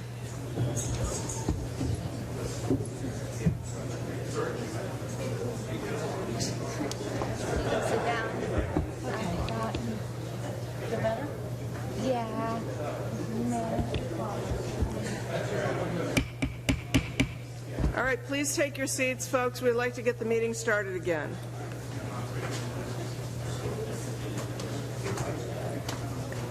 And Brittany, oh, Mitchell, you're right there. We were going to speak, so let's start with you. Okay. For the record, Mitchell Austin, Urban Design.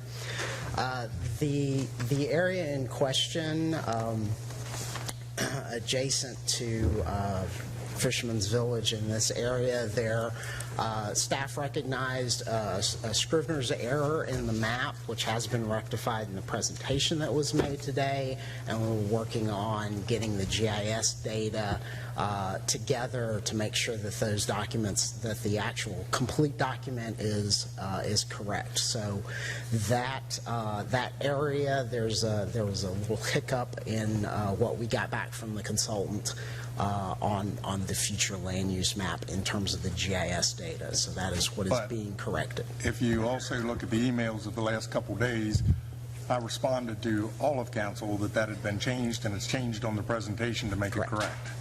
Correct, sir. That's the two condo groups on Marion. Yes. Yes. Okay. And on the presentation and in the map, it has been changed both places. Yes. You can see it clearly, and the original map that was used, it was from the original presentation. It did not have it on there because that hadn't been approved for a change yet, and it was used instead of this one that had the change on it. I sent that out in an email within the last 2 days when the question was asked.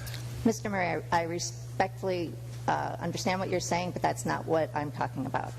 There is addition, and it's showing where the village center actually encompasses all the way to Olympia. What was presented today actually only goes to Marion Avenue, and the comprehensive plan is actually missing, your neighborhood transition, your residential edge, traditional residential, and all those areas besides the condos that were inside of there. So once again, there are still errors, and this is not accurate. This is our master plan. So once again, I make a motion to postpone the vote on the comprehensive plan until we've conducted workshops to thoroughly discuss each element and to make these Scrivener errors finished so that we have accurate documentation to vote on. This is silly that we're going, oh, it's okay, we have some mistakes in there. And let me pull out one too. Is Fisherman's Village really devastated and destroyed? That was the day after the hurricane, yes. Is it still today that we had to put it in the comprehensive plan? It's not today. Of course, none of it is today. That's right. Well, it said it was destroyed and devastated. And there are other things that I would go through, and I definitely am prepared to go through them if you want me to tell you all the things that I see inside of here. There's a motion on the floor. There's a motion on the floor. Is there a second? There is no second. Folks, please. Yeah, really. There is no second for the motion. The motion fails for a lack of a second. Now, All right. We will adjourn the meeting until we have order in the room. I'm sorry, this is the rule. So there was a question in here about what was deemed Scrivener's error on those. Did anyone hear the response to that question? No. Because the response was not allowed to be said before we had a motion. So perhaps there's a response to that, and I will make a comment that other than council members, through this whole process, I've had one question come from citizens on the comp plan in today's meeting. One question, and that was by email. So please feel free when you have questions to not wait to the last minute to ask them. But do you want to address what was asked?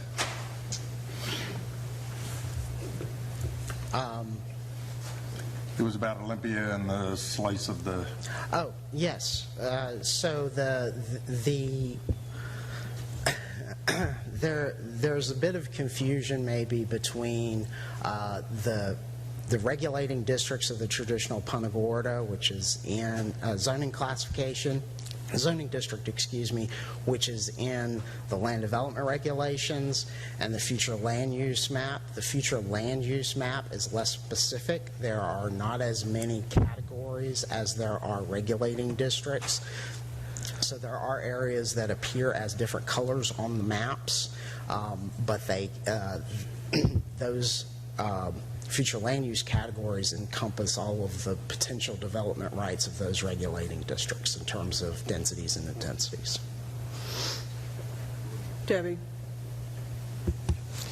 So in the comprehensive plan, you talked about preservation, conservation, general single family, general multifamily, or excuse me, low density residential, high density residential, mobile home, highway commercial corridor, public, semi-public, and traditional Punta Gorda, which was downtown village center, traditional neighborhood, and flex community corridor, professional office, light industrial, loop annexation area, recreation, private, recreation, public. And yet in the comprehensive, it talks about, but is not discussed, with dwelling units far or anything, maker village, residential edge, parks and open space, neighborhood transition, and by the way, is neighborhood residential the same as neighborhood, traditional neighborhood? And we have planned development neighborhood, planned development village, planned employment center, planned mixed use. So what's difficult is that with these maps, which also I would personally like to have these maps blown up so I can actually see the streets on here, each area, what street is identified. I don't know if any of you, but I can't read these streets at all to tell me what is actually the neighborhood transition, what's the residential edge, never mind this map, which again should have identified blown up map pieces so we can read and understand exactly what each area is. And then also, it's also talks in the comprehensive plan, but is missing the maker overlay. The medical overlay is not on the comprehensive plan, and we need to know the intensities of these as well. Some of them, like you said, you went to a different area and said it was similar, so that's how you came up with your FAR, but they weren't discussed here, and this is not very detailed and cleared as it should be for the residents. Okay, Brittany Metzler, for the record.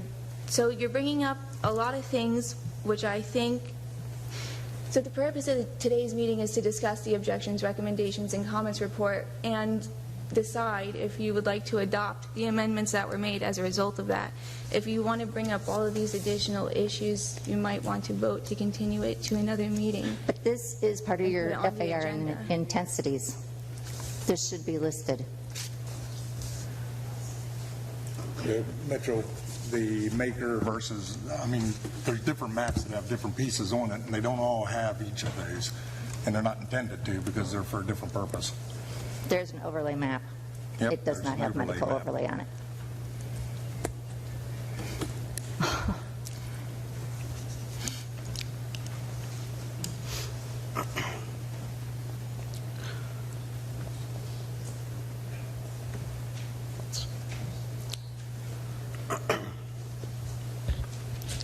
So within the future land, again for the record, Mitchell Austin, within the future land use element, there is a map highlighting the medical overlay district. The medical overlay district overlays is completely contained within the village center future land use category. So those I can't get the presentation to work. Shouldn't have the camera on that. Sorry. Pardon me. So those intensities, which are spelled out in the village center, future land use category, are those maximums of 2.0 FAR within village center, and with development mitigation 5.0 FAR. The medical overlay district for development mitigation requires that those be medical uses within that structure. That map is not in the comprehensive plan. The medical overlay district? This map right here. Oh, this map right here, no, it is not in the comprehensive plan. It is in the land development regulations. And that's what I'm saying, is that you have a map with the overlays in the comprehensive plan, and it is missing overlays.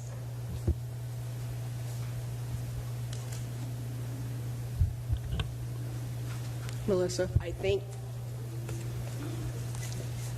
what we're talking about, two different entities, comp plan, and then you're talking about the elements and what are within those elements. So I think what staff is trying to say is that if it's not in the comp plan,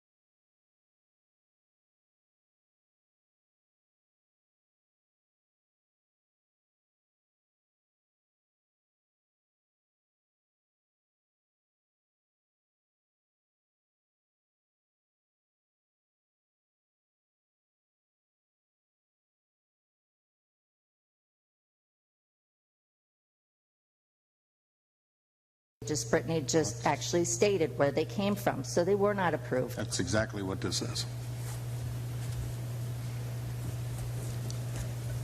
Okay. Are there any other comments before we move? Mitchell, did you? Just for point of clarification, so the Scrivener's error and the future land use map on map 8, Within the actual future land use element, that is an old map. Within the maps appendix of the published comprehensive plan, map number 8 does show the medical overlay district, so we have to rectify that map and make sure that it's corrected in the text, but it is within the document. Melissa? How are, I've heard the term Scribner's errors a lot. How are Scribner's errors handled if this were to go through and then, you know, again, like we've already said, okay, well, this is a Scribner's error, this is a Scribner's error. How far does that reach as far as just to be able to rectify some of these things? After it would be after the fact. So the city attorney may want to weigh in on this, but it's staff's understanding that when you are adopting, the language that you use when adopting these ordinances typically allows for the, excuse me, it is staff's understanding that when you adopt these ordinances, the language that you're using allows staff to correct obvious errors. So the inconsistency between two maps would be an obvious error that we could correct through the process of preparing the final document, clean copy, for the state of Florida. For example, the 2 condos that were referenced, so that was an obvious change that needed to be made to the map. Go back and look at what council approved. Council said that. It goes on the map, and that's amended. Linear Park and Pittman Park are not parks on it as well, which need to be placed back on that because that's our Parks and Recreation. Again, Mitchell Austin, Urban Design. The portions of Linear Park between the old railroad right-of-way and Fisherman's Village, as well as that portion of Pittman Park that separates this site, the Military Heritage Museum, Old Impact University, from the vacant lot next door. Both of those facilities are platted rights-of-way. They are not fee simple owned land by the city. Public rights of way actually are held in the public trust. They're not owned by the city. They're just maintained by the city. So if the city were to ever entertain vacating those right of ways, those lands would return to the adjacent property owners. That's why there's no specific future land use calling out that they're recreational areas.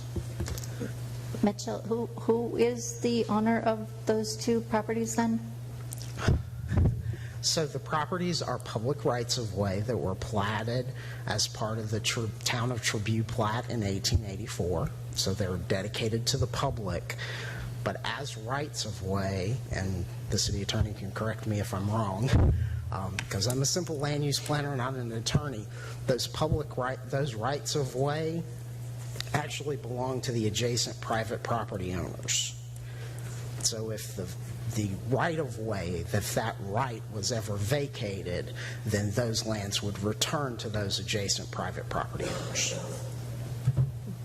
Mr. Levin? Yeah, that's correct, with the rare exception of certain streets, parks, and other types of basically easements, which is what a right-of-way is, that are actually conveyed to the city, title conveyed to the city. Most of the right-of-way, and I'll confine myself to street right-of-way, is not owned by the city. It's dedicated for public purposes. The city has an easement for right-of-way purposes, utility purposes, etc. But the actual ownership, and it's not going to be reflected on the property appraiser's map or anything like that, but under the law, the actual ownership of the land that's encompassed by the right-of-way belongs to the property owners on either side of the right-of-way to the center line of the right-of-way. So that if the city ever vacated that right-of-way, then the land would revert back, well, not revert back, but the land would be owned by the adjacent property owners. Their property lines will then be reflected as the center line, and it would be private property that is no longer impressed by the city's, basically, easement. Okay, so then, for an example, so I can completely understand now, I know that the city is asking to vacate the area by the city hall. That is a street. It also is a street that goes alongside Shorty's, I believe. So with that vacating, does Shorty's have the right to state that it belongs to them as well then? If I understand... I'm just trying to understand, you know, the vacating, and that's half and half. So you're vacating the street, but you're only vacating half the street. So Mitchell is shaking his head no, as if there might be some exception to what I was just saying. No, I don't think there's an exception. I think that we didn't vacate it the whole way past Shorty's to 41. Right. But it's a street. So. Okay, so you can vacate a portion of a street. It was only vacated through the parking lot. Only that portion of the street that is vacated would then be basically given or to the adjacent property owner without the easement attached to it. It was not vacated all the way to 41. Okay, so then that area then that's next to Shorty's, this is no longer called a street, or is it still called a street? So the part that was not vacated would still be considered to be road right-of-way. Okay. Right-of-way for whatever purposes. Thank you for the clarification. It could be an alley, it could be some other purpose, but it would still be right-of-way. Thank you. Melissa? And I just want to clarify that when the state asked for the intensities to be put back in, which is, as you can see in the one slide here, the intensity was put back in. However, the land development would supersede those intensities. So whatever intensity you might see that's put on here, the land development that we have in place is actually stricter than what the intensities are calling for in the comp plan. Because the state can't see our LDRs, they're just looking at our comp plan. Is that correct? The state did not look at the LDRs and does not know what's in it. They're reviewing the comp plan and saying we want this in here to ensure, and you could almost consider it a check and balance, except that in some cases this is less restrictive than the LDRs are.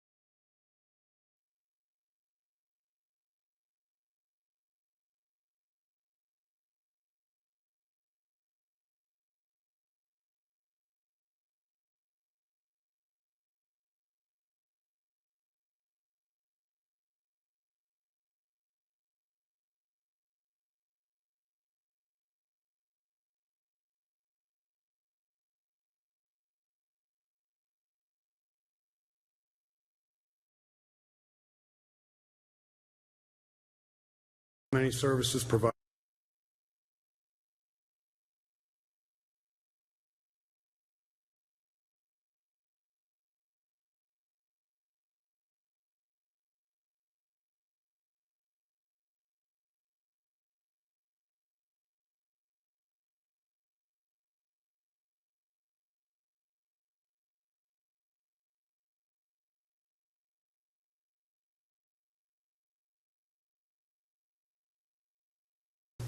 The amended changes you recommend are poised to vote into existence are not in keeping with a quaint small-town vibe that drew many of us to this town.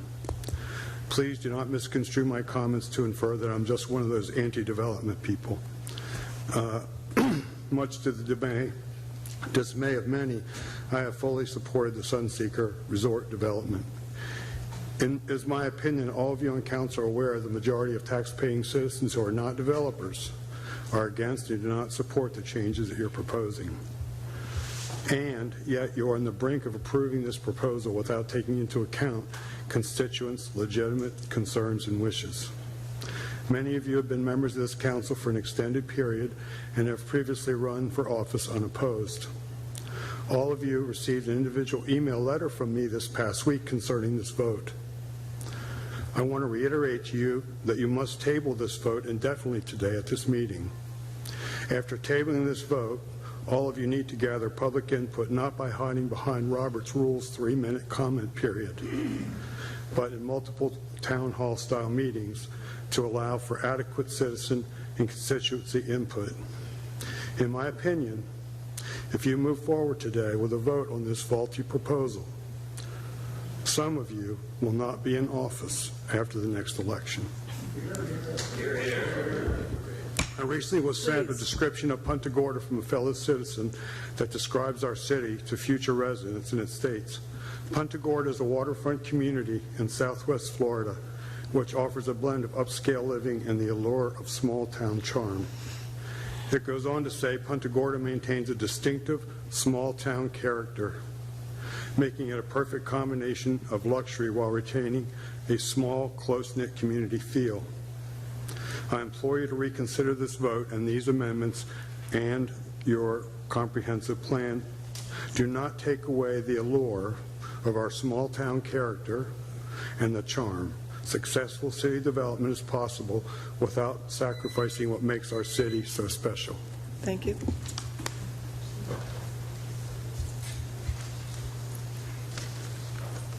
Good morning, City Council. Janine Polk, downtown resident, and I am part of this 72% vote. Floor area ratio.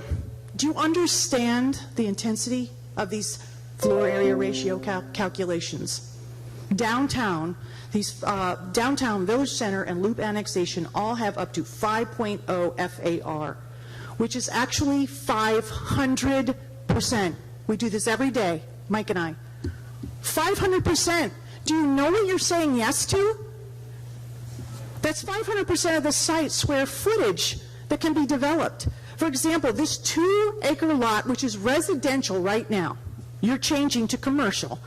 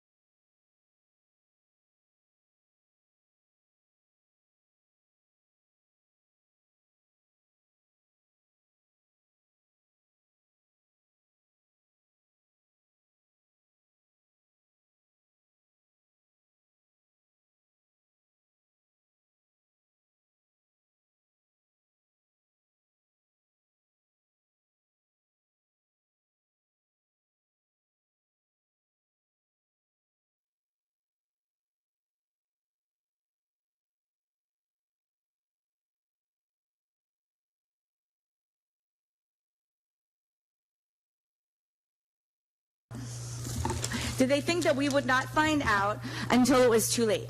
Please follow through and change back the Charlotte Bay Villa and some breezes back to residential. We will also be looking for proof for this. From what I'm understanding, even if this change was accidentally, or if this was accidentally not changed, but this is going to be going to the state very soon, I want proof that it was changed before it is sent to the state. In addition, I feel it's a real shame the relationship between the citizens of Punta Gorda and this council is in shambles. But you have no one else to blame but yourselves. By your actions, it's evident you don't care about the citizens. You treat us like enemies. And I expect the mayor to uphold what she said on September 6th regarding our properties. Change it back to residential zoning. Thank you for your time. It was changed. Just for information, if you look at the map on the screen, you can see it was already changed. Look at the one up there, you can see. It's not changed. It is changed. It's changed. It's not on page 36 of the 1,097 pages in your agenda today. Go ahead, sir. Good morning. My name is Roger Edgren. I live on Via Veneto Drive seasonally, and my wife and I have owned home in PGI for the last 16 years. We have many friends here. I'd like to start by saying that I appreciate the time and effort that each of you contribute to the city. I'm sure it's at times a thankless job. Although I'm a part-time resident, I've tried to stay informed over the years with what is happening in our town. I have done this through reading the weekly updates from the mayor and others, and I have emailed my thoughts from time to time. Philosophically, I believe that there are extremes on many issues, but that most problems and challenges have solutions and truth somewhere in the middle of these extremes. My comments today revolve mainly around communication with residents, concerns over rising costs, infrastructure, planning for growth, and day-to-day management of the city. I was pleased when the city hired an outside firm several years ago to lead the process of what was now to become the Dover Cole Report. Getting resident input for the future of the city not only made sense to me, but the residents felt engaged, appreciated, and believed their voices were going to have an impact on the report and their future. The last couple of years have been challenging, and it appears that many of the recommendations of the Dover Cole Report have been changed based on reading all of the back and forth on LDRs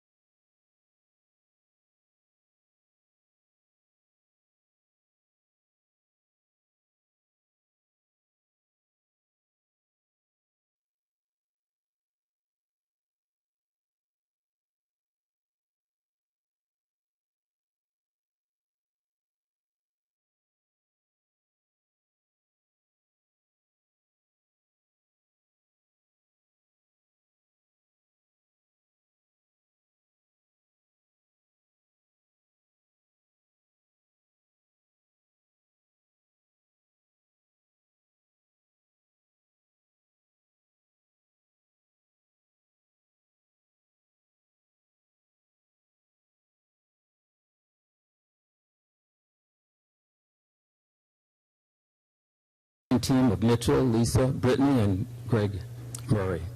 for the awesome job on the comp plan. The document has over 1,000 pages, produced after years of collaborative work with staff, council, professional planners, and local citizens.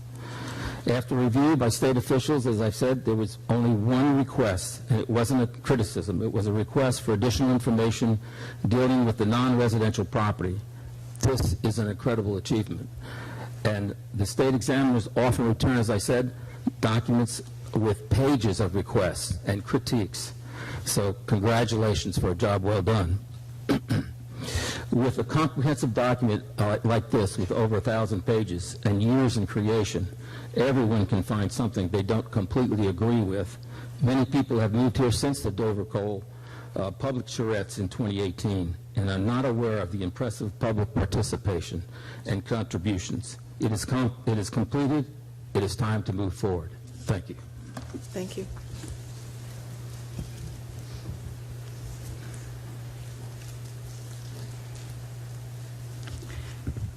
Sharon Ramo, PGI owner.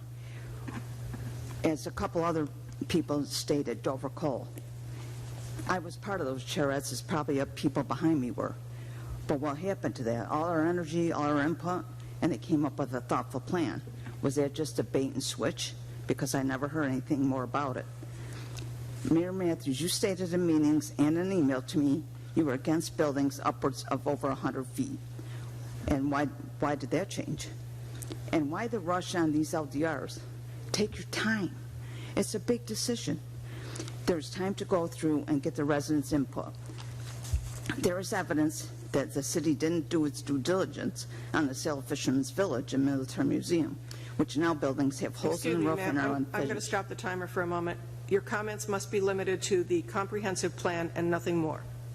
Okay. Thank you. I am disappointed in our city council except for one major new member and possibly another one. You should take a long look in the mirror and ask yourselves, is this worth your soul to sell a Punta Gorda to somebody that's got a big wallet? You represent the residents. Take a long look in the mirror and don't sell your soul out to somebody that's got a bigger wallet than the people behind me. Thank you.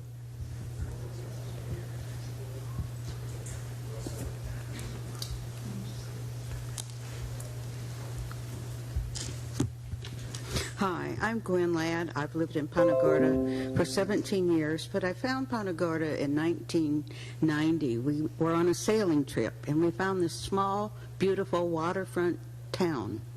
And when we retired, we had a sailboat, and we decided we wanted to move here and enjoy the waterfront, the town, and Charlotte Harbor. As the town is a boating community and the harbor, we need more transit day slips and dinghy tie-ups. We try to use our boat and go out to lunch at Lashley or the Tiki Hut. We have to drive back home and get in the car because there's not enough slips for day sailors, people that want to go in for a couple hours. I hope that what I've heard about increasing information heights at Fisherman's Village does not happen. This is surrounded by residential property. I love this town. We have over 20,000 people, and we're here probably because we all love this town. But please be sure our infrastructure is working. Our water's been turned off 3 times in the month of January. And if the plan that was prepared in 2019 is for much taller buildings and increased density, I'm against that. Please keep Punta Gorda a desirable small waterfront town, and do not do the drastic changes that are proposed. And also, I'm a former realtor. Anything that you're having on your maps, the realtors and developers are looking at, and so all that work has to be accurate because that's what they're basing their decisions on. Once again, please make sure that your comments are limited to the comprehensive plan element that is being changed. My name's Tom Moore, and my wife and I live in Colony Point in an apartment that her parents bought in 1976. So we've been coming to Punta Gorda for 50 years almost. We love this little town. That's why we love it. I would like to suggest that, well, Abraham Lincoln said that we're supposed to have government of the people, by the people, for the people, meaning that elected officials in our country are supposed to represent the will of the people.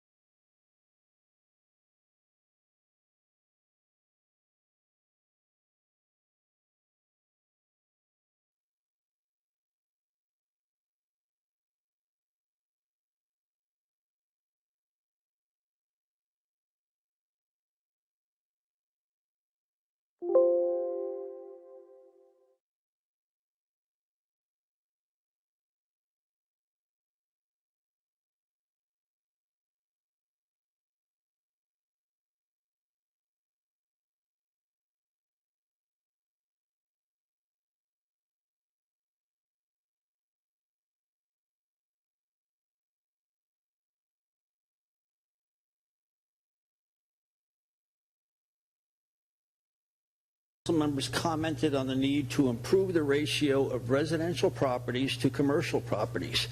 Currently, about 90% residential and 10% commercial. The council members agreed that the city needs more commercial development. There was much discussion of eliminating residential development from the new flex commercial zone, which runs approximately from the Chase Bank to Airport Road on 41, and the existing highway commercial zone, which runs from about Airport Road to Burnstore Meadows. So what does this new comp plan show? Table 1.10 on page 34, the future land use element shows that flex commercial will allow 30 residential units per acre of missing middle and 45 units per acre with development mitigation. That's residential units, not commercial units. This is a very intensive residential use, not what I believe council members wanted. Moving on to the highway commercial zone, the table shows 15 residential units per acre with planned development.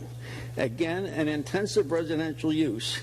Just consider that the average residential density in PGI, BSI, and BSM is 4.5 units per acre. Again, I don't believe this is what the council had in mind for those commercial zones. We need more commercial. Let's fix it. Because once these new LDRs are approved, the properties are grandfathered in to those densities. And one last point. Policy 1.1.16.1 in the comp plan says that the city will conduct a comprehensive review and revision of the LDRs within 1 year of the adoption of the comp plan. You have 1 year to do the LDRs. So why did we go like crazy in October, mess it all up, have all these changes, all these quote-unquote Scrivener errors? Well, we don't have to. We have a year to do them now after the comp plan is approved. This last election, besides being a choice of candidates, was clearly a referendum on the LDRs. Oh, and by the way, the city managers just said that the elements of the comp plan were presented at 13 council meetings and the public could comment at that time. These comments were done after the public comment portion. There was no way the public could comment on them. Thank you.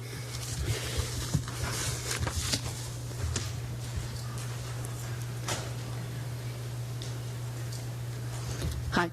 My name is Kay Ebbs. First of all, I'd like to thank the staff and Greg and everybody else that worked on everything. I know there's a lot of detail in this. There's a lot of stuff. So we would like to help. There's a lot of people here that have a lot of experience and everything, and they would like to feel like they're able to help. We don't want to come and criticize, look what you've done. We want to work with you to make it better. I have a question. There was 1,097 pages in the agenda, but yet there was a reference up here to 1,500 pages. Where are the extra pages? What is that? I want to quote the pastor who got up earlier and said, let's get together and feel all right. Can't we work together? Also, what's the rush? This is a big thing. This is one of the largest legislative things we've done in maybe 5 or 10 years. Why can't we work together and get this right? We don't know all your procedures. We're just learning this as we go along. And then also in regards to what the lady from Charlotte Bay Villas said, on page 36 of the 1,097, which is on today's agenda, it does not agree with page 3 of the presentation. And we're not picking on the people doing that. This is just an example of why we need to take the time, get it right, and can't we work together? Thank you.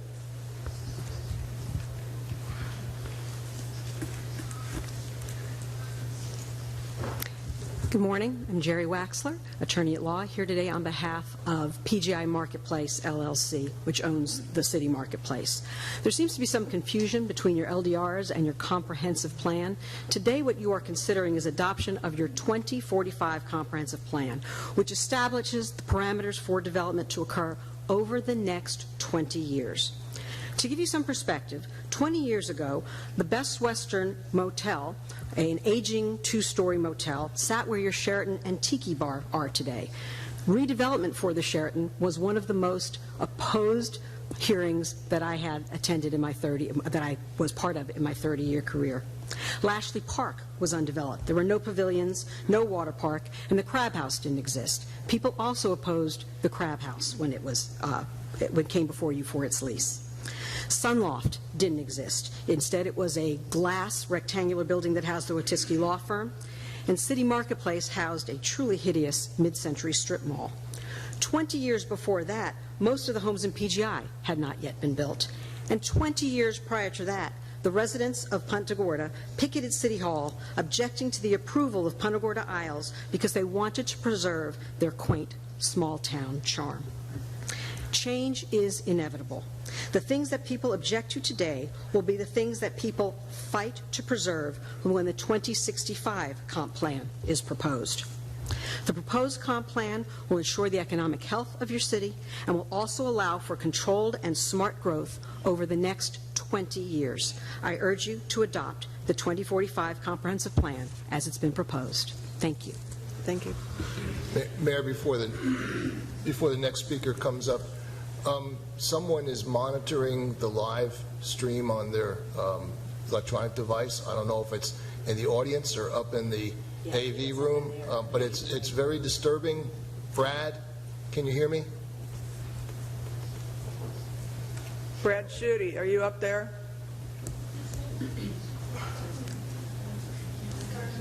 We can hear the live stream all the way down on the dais. Please turn it off. Sorry, thank you, but it's disturbing. Yep.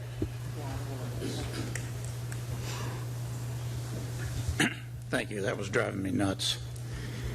So, okay, I heard a lot of... Your name, please? Oh, my name is John Four. I'm a resident of the city. I heard a lot of staff to the state, staff to council, but I'm really concerned about the citizens' input. I did read the state comp plan guidance, and I actually have stood at a state and reviewed plans for counties and cities. And so I'm used to going down a little checklist there. But I knew at the state that what I'm missing is I'm missing what really do the citizens, what are their wants and desires? I can only do the checklist. So, but in reading the comp plan, in spite of what the state said, I do think we need more time for public meetings with brief questions and answers. I do not believe that the comp plan, without our citizen input, I do not believe that our currently 1,300-page comp plan meets the coastal management and transportation safety elements. I do not believe that you sufficiently advertised this decision. I see in the comp plan the term used FAR.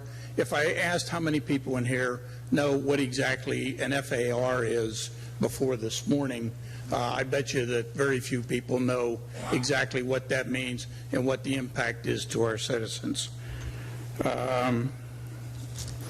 I also believe that the documents and amendments are developer-driven, and I have questions about parking density, setbacks, traffic, and safety. And my last thing, and don't hit me, is how many of you have actually met with Jerry Waxler personally, and how many times? Okay, thank you.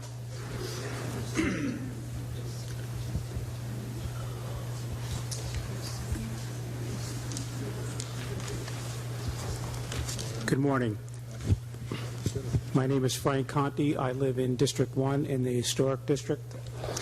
And my comments are this. Some people are here today and asking for the City Council not to adopt the City of Punta Gorda Comprehensive Plan 2024. So there is more time to get it right. I assure you that we will never get it right, especially the first time.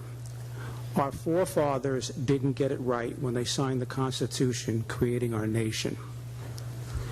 That's why there are 27 amendments to the Constitution. Thus, had they waited to get it right, we may never have become a nation at all. I support adopting the City of Punta Gorda Comprehensive Plan. Thousands, if not tens of thousands of hours of work and resources have gone into this document, and it lays out the blueprint of the city's development. I've been in commercial construction industry for 43 years, and I can attest to the fact that when building any structure or development, and a city is just that, that involves architects, structural, mechanical, electrical, civil engineers, that the original stamped for construction plans involved many design modifications, improvements, and changes along the way. Things you don't know until you start building. Is it perfect? Possibly not. But it's our Constitution, and I assure you that there will be many amendments to it, and we will all work together for the common good. Thank you. Thank you.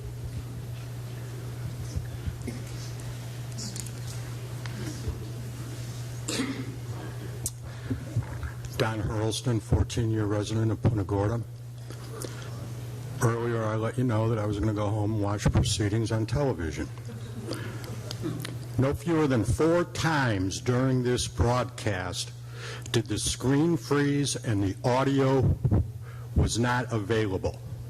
This has denied Americans with disabilities to participate in this governmental hearing.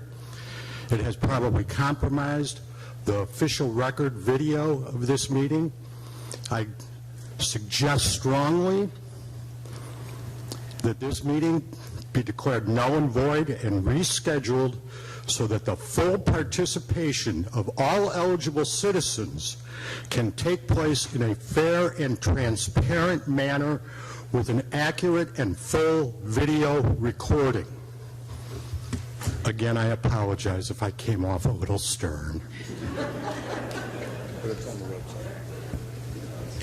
The video is on both YouTube and it's like, sir, I made that statement earlier in the meeting. So yes, they do know it, and I have verified it.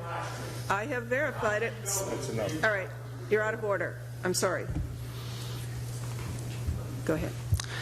Gary Skillicorn, Punta Gorda resident. I've been up here a number of times at this podium, and I don't mind sharing a little more today. And I guess I have to say that I've been a part of this activity with the comp plan, LDRs, for a number of years, going back to those that maybe remember the Gary Wine 84 All-In, the town hall meeting we had in 2019. How about the charrettes, which was the battle cry, no high buildings. That was the battle cry. The Dover Coal activities, first and second version, the event center activities, and the presentations to the council. I've been a part of that. But what I'm really missing all of this, and maybe this might do some good. Today, the Charlotte Sun gave recognition to Punta Gorda on firm financial ground. Very nice to hear that. Large of that is based on reserves. But yet, I have yet to really understand, and I mean this sincerely, a good understanding of the reason we have to do this. Yes, I hear things like, oh, it's going to be a ghost town. We need development. We need 25% commercial. Those are the latitudes that I just don't accept. I don't understand what that really means. Are we talking financial here, our taxes? Yet, Punta Gorda on firm financial ground. Does that mean something to us? Thank you, Charlotte Sun, for addressing that. I think it would go a long way for acceptance of the people, of the citizens here, to hear more of really why. What is the necessity for the high density, for the high buildings that the charrette said, no high buildings? That is my recommendation to you. Thank you.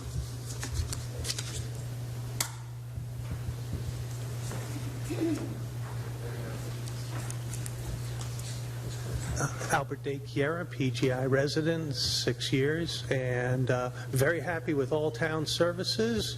My only concern is the high density and low setbacks and tall building heights. I think ultimately, in the long run, that will reduce property values and lower tax revenue.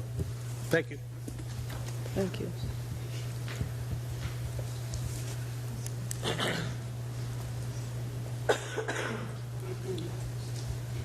My name is Linda Kaufman. We've owned a property here for 16 years and have been coming here for that whole time to enjoy another little small town. When we live in Tennessee, and we have the honor, I guess, of living in one of the 10 great small towns in America. It's been documented in many magazines and travel guides, and we have maintained this accreditation or honor. However, when we moved to the town that we live in, which is Franklin, Tennessee, property was affordable. Almost anyone could live there and have a nice house, a good house that was well maintained. It was a beautiful small town.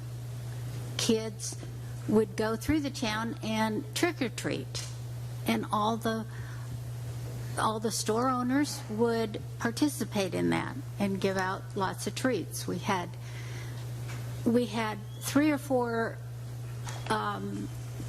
city-wide activities that were geared toward families. And that's what we liked about Punta Gorda. It was small, it was family friendly. It was a community that wasn't overrun. The city of Franklin, Tennessee has been overrun.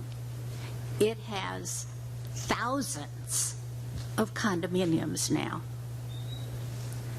It has more infrastructure than probably Nashville, Tennessee, which is the state capital. You can't walk across the street.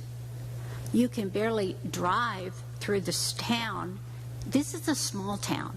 You can't drive from one side of the small town to the other unless than 30 minutes.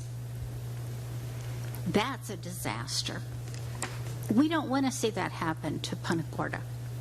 And like the former speaker, we don't understand why you're doing this. Boca Grande is very happy being what they are. It hasn't hurt their tax dollars at all. So what is your objective? We go through this process once a year or once every other year. Oh, we've got to have growth. We've got a new developer coming in. This is what they need. This is what they want. Thank you. Why? If there's anyone else that plans to speak, would you please stand and get in the queue so we can keep the meeting moving, please? Good morning, councilors. I'm Kathleen Davis. I've lived in Punta Gorda Isles for 11 years. We researched for years to find the right property for our retirement home, and we saved diligently for our whole lives to buy this house. We were here for Dover Coal, but somehow what the citizens gave input to has been changed, and there's been further interaction with Dover Coal since then, which the citizens were not involved in. You passed this plan first in October, and in November you received a 72% vote saying that the citizens were not happy with it. You're going ahead to change this again, and the LDRs, I believe, they have been kind of put in place ready to pass as soon as the state approves this plan. So you would be rushing it through probably and it will bind the city before the November vote when the citizens have a chance to speak again. It will legally bind the council and the city for grandfathering in all of these extreme changes. Since this time, the Live Local has passed, and that has had a big effect on the Dover Coal Plan, whichever it is, the one the citizens participated in or the later one. So the Live Local now is, to me, is a huge threat, especially to the Black historic community. This community has been here. There's all this history and all this culture over 100 years. I do not think that the Black community has had a chance to participate enough and has had enough information given to them on how having these huge buildings and huge densities less than a mile from them will affect what will happen to all of our history and all of our culture that we have right now. I also feel that the people who bought under the old development plan are also grandfathered in. So people like the young lady who spoke about her condo, if the higher density and the higher buildings affect her flooding because she's on a lower level and makes her property worse, she should be able to sue also because she's grandfathered in the old LDRs. It's going to raise our infrastructure costs and our infrastructure needs. So I think that we should especially listen to the community, and we should especially make sure that our Black leaders are involved in these kind of decisions, that the Live Local will affect them.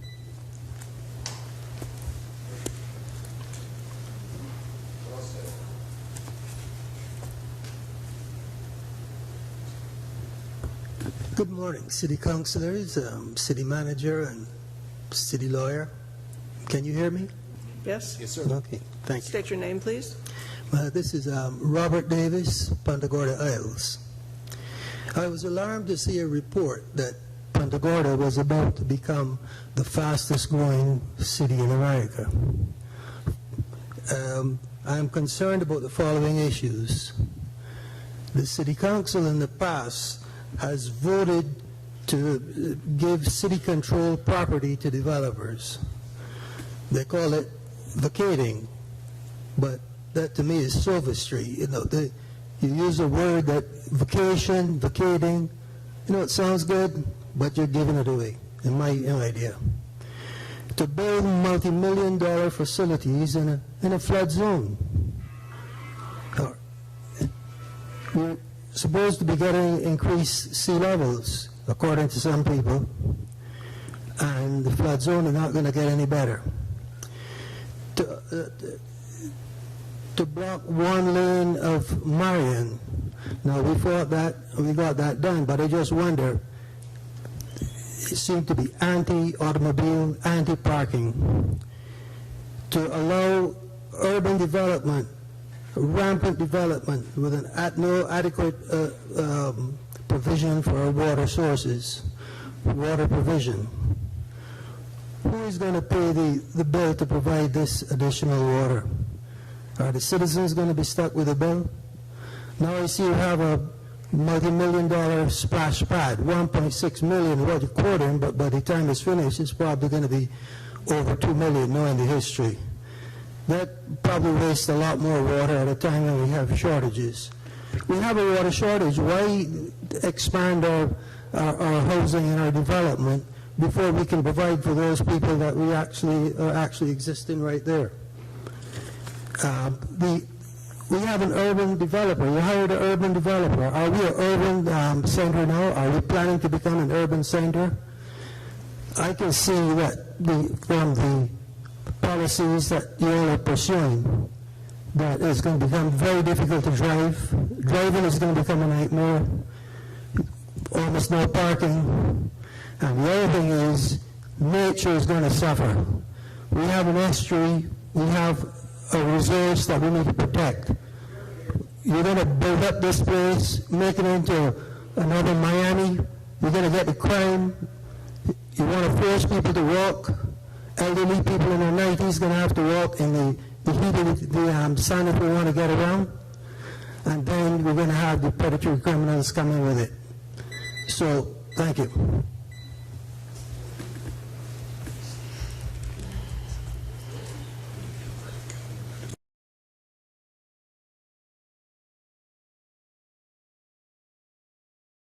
I've been listening as a resident since this all started with Victor Dover speaking over at Lashley Park. And this does tie into what we're trying to talk about today that you're going to be voting on. But even the vision that he talked, there were 2 meetings that day. One of them was for the public, and everyone was there. And I know the mayor was there because there's a picture of 2 of us at that meeting looking at all the charts. So I know she and I were there. But there was a meeting after the meeting, and that never was given a lot of publicity. But it was Victor Dover speaking to the commercial businesses, encouraging them to don't lose heart for vision. And a lot was tied into growth for this area. And he made this statement there, because I stuck around for that meeting even though I wasn't commercial. And he made the statement, I'm paraphrasing, that the residents will lose interest over a period of time. And I think, and Victor, I invite you to come here to contradict that because there's no video or microphone or audio to verify that. It's my memory. But to me, that all ties into what we're talking about, the comprehensive plan. Just like if you try to talk about the LDRs, they're all interrelated. So you really can't separate them. And that's what I think has happened here. And I have yet to hear, through all of this process, it seems to be unfolding, and you're not going to like this, but it seems to fit like a glove for the developers and not the residents.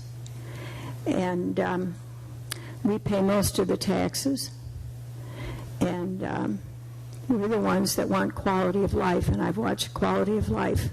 When I read the over 1,000 pages comprehensive plan and you look at the pages, quality of life used to be listed as number 1. It's now I think it was number 6 now, the last one on the list of one of the charts. So I think the lady who made it, when it was mentioned that change is inevitable, that is not true. We vote on it. Change is not inevitable. It's an excuse, just like our founding fathers and those after said manifest destiny. It has nothing to do with the truth. Each one of you is going to decide it, and it's critical that we have the participation of the residents so this goes down in history of what happened. Thank you.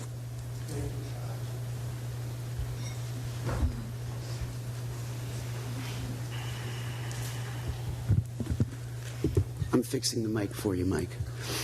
Wendy Mueller.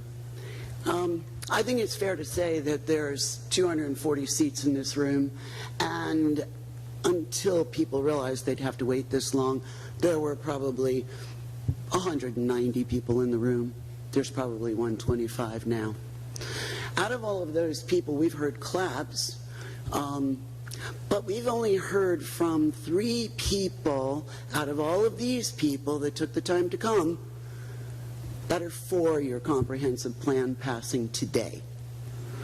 One of them happens to have represented the largest land developers and is pushing and trying, as you, I feel, have done to me, by insulting us and saying their ideas were better, and see, if you just listen to us, you're going to get what we want and you're going to like it. Don't do this today. Don't do it.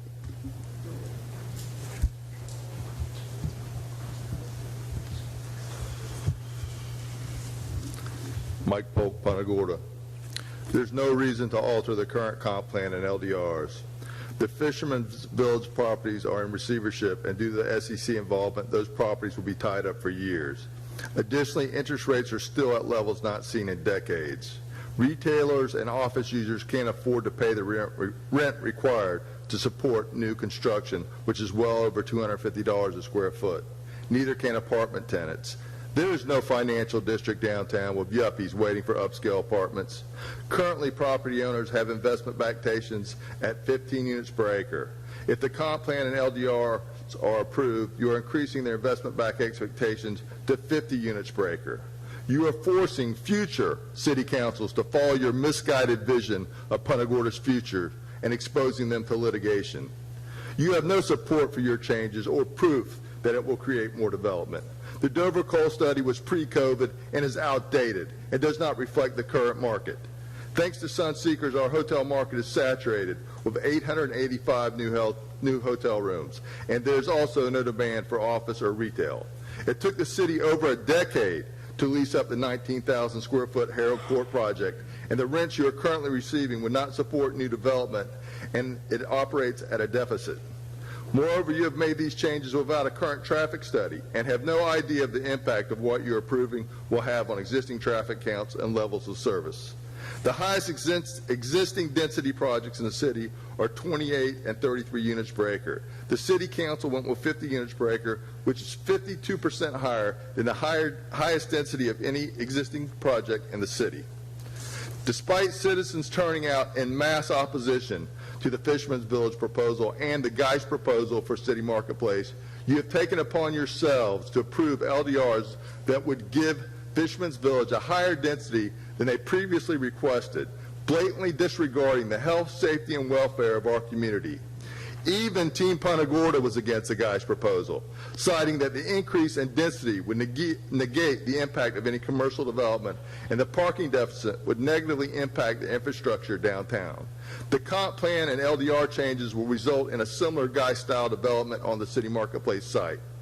Allowing high-density development from the hospital to Fisherman's Village will overburden our already substandard infrastructure in regards to our roads, water and sewer, and storm drain system.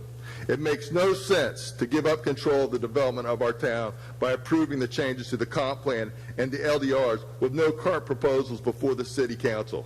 You can't force development.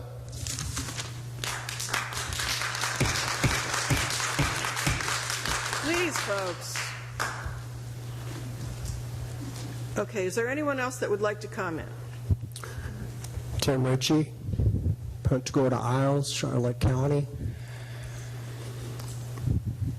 Boy, again, we hear such creative, such sound wisdom from the community.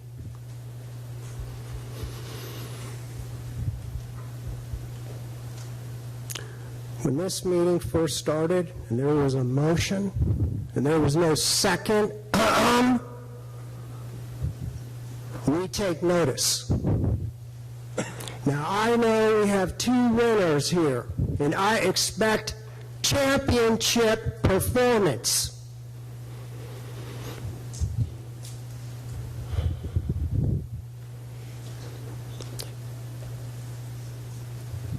I heard an attorney up here. Change is inevitable. You must show up to do the work, to see the miracles. What I've learned in the last 6 years in this state, and there are a few good attorneys, but the majority of attorneys, the developers, you know what they are? You know what my mother calls them? Whores. She's 85. She's extremely brilliant. You're all lucky she's not here today. But I'm going to start bringing her to these meetings because she, as she said, I am effing had it, Timothy Mark. For those of you that think you got a lot of money and you're powerful, I'm here to inform you that I have some friends from my childhood and my lifetime that could purchase every house in PGI and it wouldn't affect their bank account. Please keep your comments limited to the topic. I don't want to be interrupted by you anymore ever again here. This is going to be tabled today. 3 of you might think you want to vote on this, but if you vote on this, and I don't want to hear about the screaming and this and that, but I will tell you once again, the direction that you've steered us for years, the fiasco with Fisherman's Village and Fishville, this is guided by greedy attorneys. You know what? In Wall Street, they have a saying, hogs get slaughtered. When the fat cat, thank you. Thank you. Is there anyone else that would like to comment on this agenda item?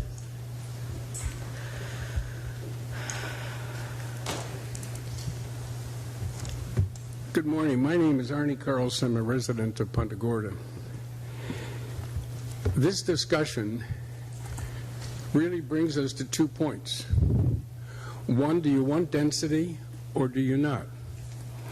Now, we all had a choice to make originally, and that choice is if we wanted density, we would have gone to Sarasota, we go to Fort Myers, we go to Naples. But we chose Punta Gorda. And we chose it because of its small-town charm.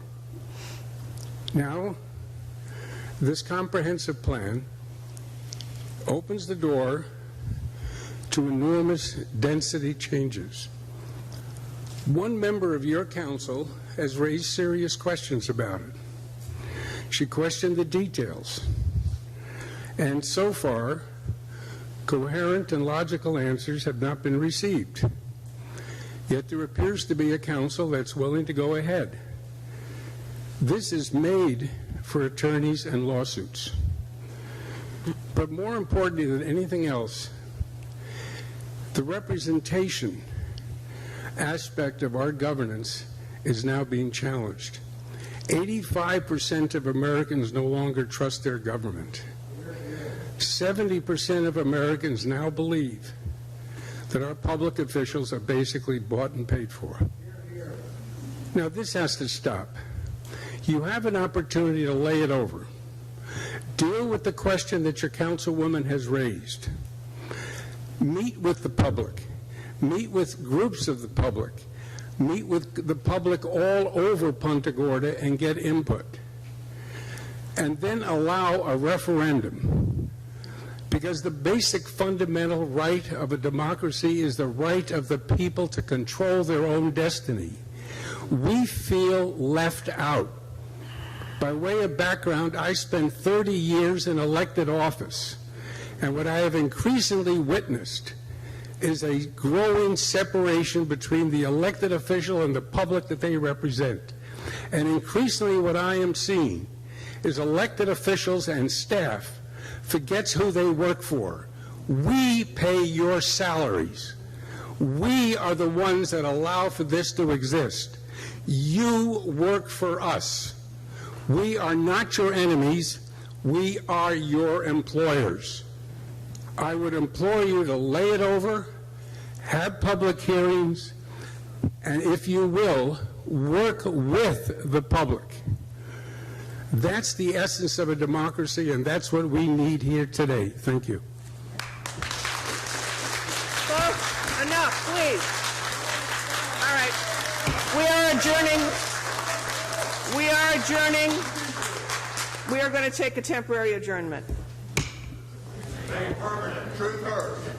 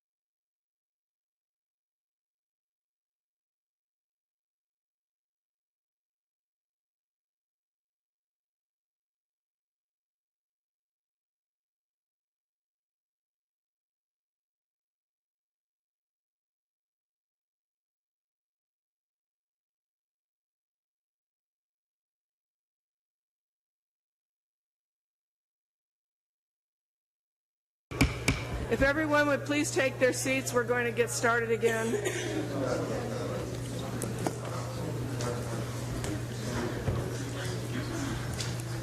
All right, if there's anyone else in the audience that plans to speak to the council on this agenda item only, please come to the podium, state your name for the record, and you will have 3 minutes. Is there anyone else in the audience that wishes to speak? Last call. Does anyone else wish to speak? We need to close public hearing, please. Move to close the public hearing. Second. We have a motion and a second to close the public hearing. All those in favor, please signify by saying aye. Aye. Aye. Opposed? Motion carries unanimously. Discussion. Debbie? Yeah, I'm going to make a motion again to reconsider after listening to all the residents that we table this right now and have town hall meetings. Is there a second to the motion? Is there a second to the Folks, please. Might as well leave now. We will adjourn the meeting and we will clear the room. I'm serious. We have to follow the rules of protocol, so please respect that. Yes, we do. And we've listened. All right, enough. I'm really serious. We're following the rules of protocol in there's code of conduct in this chamber. And if people don't want to respect it, we will clear the room. That's the way it has to work. I'm not trying to be disrespectful at all. Is there a second to Debbie's motion? Hearing none, the motion fails for a lack of a second. Any further discussion before we vote? I want to make sure, Greg, that two things. I want to make sure that that property, that lady addressed this, spoke to us about the property next door and the two things that did not change. Yeah, that was brought to our attention. That was brought to our attention the other day. I was replied with an email. The presentation was changed, which is what's being approved today. The document that's online, which is over 1,000 pages, whatever page that may be. 1097. It was not changed in there until after today's vote. And yes, the council directed, and yes, the final document shows those condos are remaining as they are today. Perfect. And I requested that when I met with the city manager for my briefing earlier this week, and that's how it got changed. Because that was one of the things that I brought up when we approved the first initial plan of the comp plan and the LDRs. Donna? Yeah, and if I can just reiterate, I don't remember if it was Melissa or Bill who brought up the last time we voted on the LDRs to approve, and that was included in that motion, that we were going to reduce the densities to 50 from 60 and exclude the 2 condominiums. Correct. So that was in the explicit motion that we passed. Yes, it was. It was. Okay. Melissa? Yeah, I've heard residents, I've heard concerns. I totally understand it's a daunting document. I'm not bought and paid for, I can tell you that. But are we going to have amendments after this? I know I intend to. I know that there's a few things in here that I don't think we have the appetite for today, that we've had some extensive conversation in regards to like flex commercial corridor that I've had discussions with staff about, that I think is going to need an amendment. And I know that by passing this, it does not shut the door to that. It does not shut the door to future amendments at all. I guess good thing in government is nothing is ever for sure. Things can be changed and obviously have been changed in the past. So there are a few things in here I have some issues with that I will be bringing back up for amendments. But overall, I think that there is a fear when you hear density. There is a fear when you hear heights. I do not agree that we will ever become a Miami, because we cannot become a Miami. We don't have land to become a Miami. But I do just want to state that there is room for amendments in the future, and I think that we will definitely see this council bring some things back for amendments. Mm-hmm. And we can do that. It was done last time as well. Bill? You know, I totally am sympathetic with some of the public here talking about what they want input, but I still go back to, we've had 13 meetings where we brought up each part of the comp plan. It was advertised in the paper that it was part of the comp plan, and people didn't show up. Now, we sat here and listened to staff at each one of those 13 meetings go over each part, one into the other, and there was nobody here. And those were the results of all the planning and discussions and Yeah, meetings we had before. prior to that, Yeah. on each of those elements. Yeah, exactly. Actually, a lot of it was just summary, and I never heard any of council members actually ask questions about it. And Brittany did a great job, but she had to summarize. You know, if we went page by page, it would have been a lot different for better input. But it was summary over those 13 elements. And even as I read it, I was one of them who had my 3 minutes, who spoke very quickly.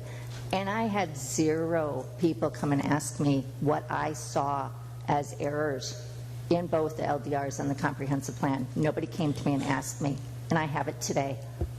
Well, what I did, though, Councilman, I did find some things wrong, but I met with Greg, told them to him in advance so they could be addressed before the meeting. I did as well. Okay, what's the flavor? So, and the other thing that I want to just make sure of is that, so if this were to be voted today, then what, Mr. Murray, can you just let me know? I think we had this conversation where you said within X amount of days, the full copy, the full clean copy will be posted. If this were to be approved today, then the state statute requires within 10 business days, which would be the 22nd, that was reflected on that schedule, that the final full copy has to be submitted and posted with all changes that are approved. And that will be submitted, or, I'm sorry, that will be posted on city's website? How will that get out, I guess? Yep, it'll be posted on the city website, and then in our weeklies and our newsletters, we would have the link to where that's posted and the information that approval, submission to the state, link to review, everything. And the conversations that we've had today with some that Ms. Lux has brought up and others, those will all be rectified at that time, and that should be on this copy, correct? Anything we have that we've discussed or anything that was presented that, maps that don't match, et cetera, would be corrected at that point, yes. Thank you. Debbie? I'm sorry, I don't do things for almost good. I like to have things done properly. We know there are errors and have to be amendments. Why don't we take care of it right now? This would satisfy our residents too, to feel like they've been involved. Does it have to? We have 180 days. What's the rush? Why not listen to people and say, okay, we do have some issues.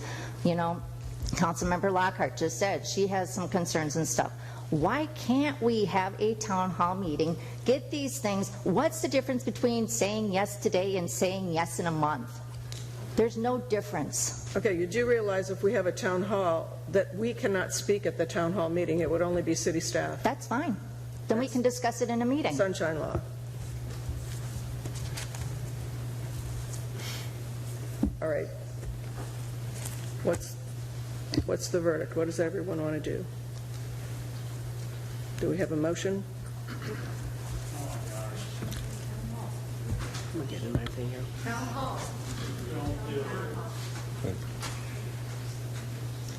I make a motion to approve CP-01-2023.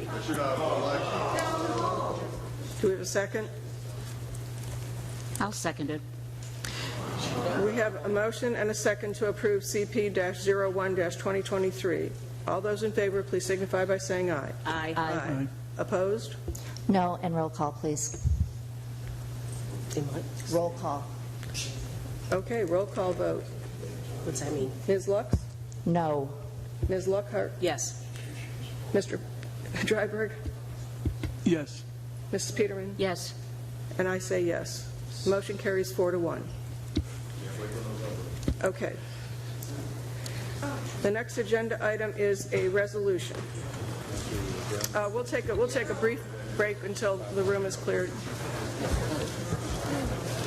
So, community garden hold for today. This way.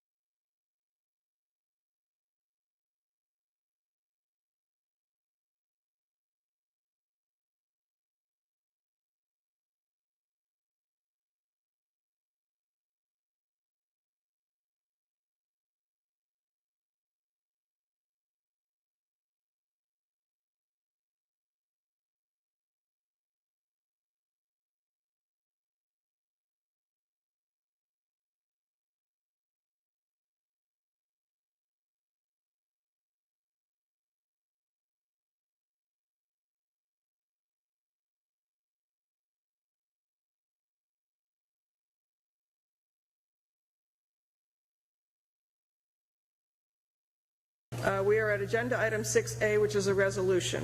Yes, and this does not require a public hearing. It's a resolution which I'll read by title only.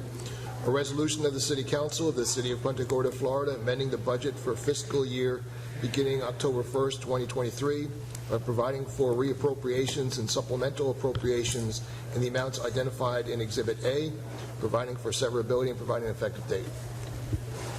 Good afternoon, Kristen Simeone, Finance Director. As we do each year, we look at projects that haven't been completed at the end of the fiscal year of 2023, and the divisions will ask for carry forward of those funds. So we have reappropriations for those, and then we also have a section for appropriations, which are new projects.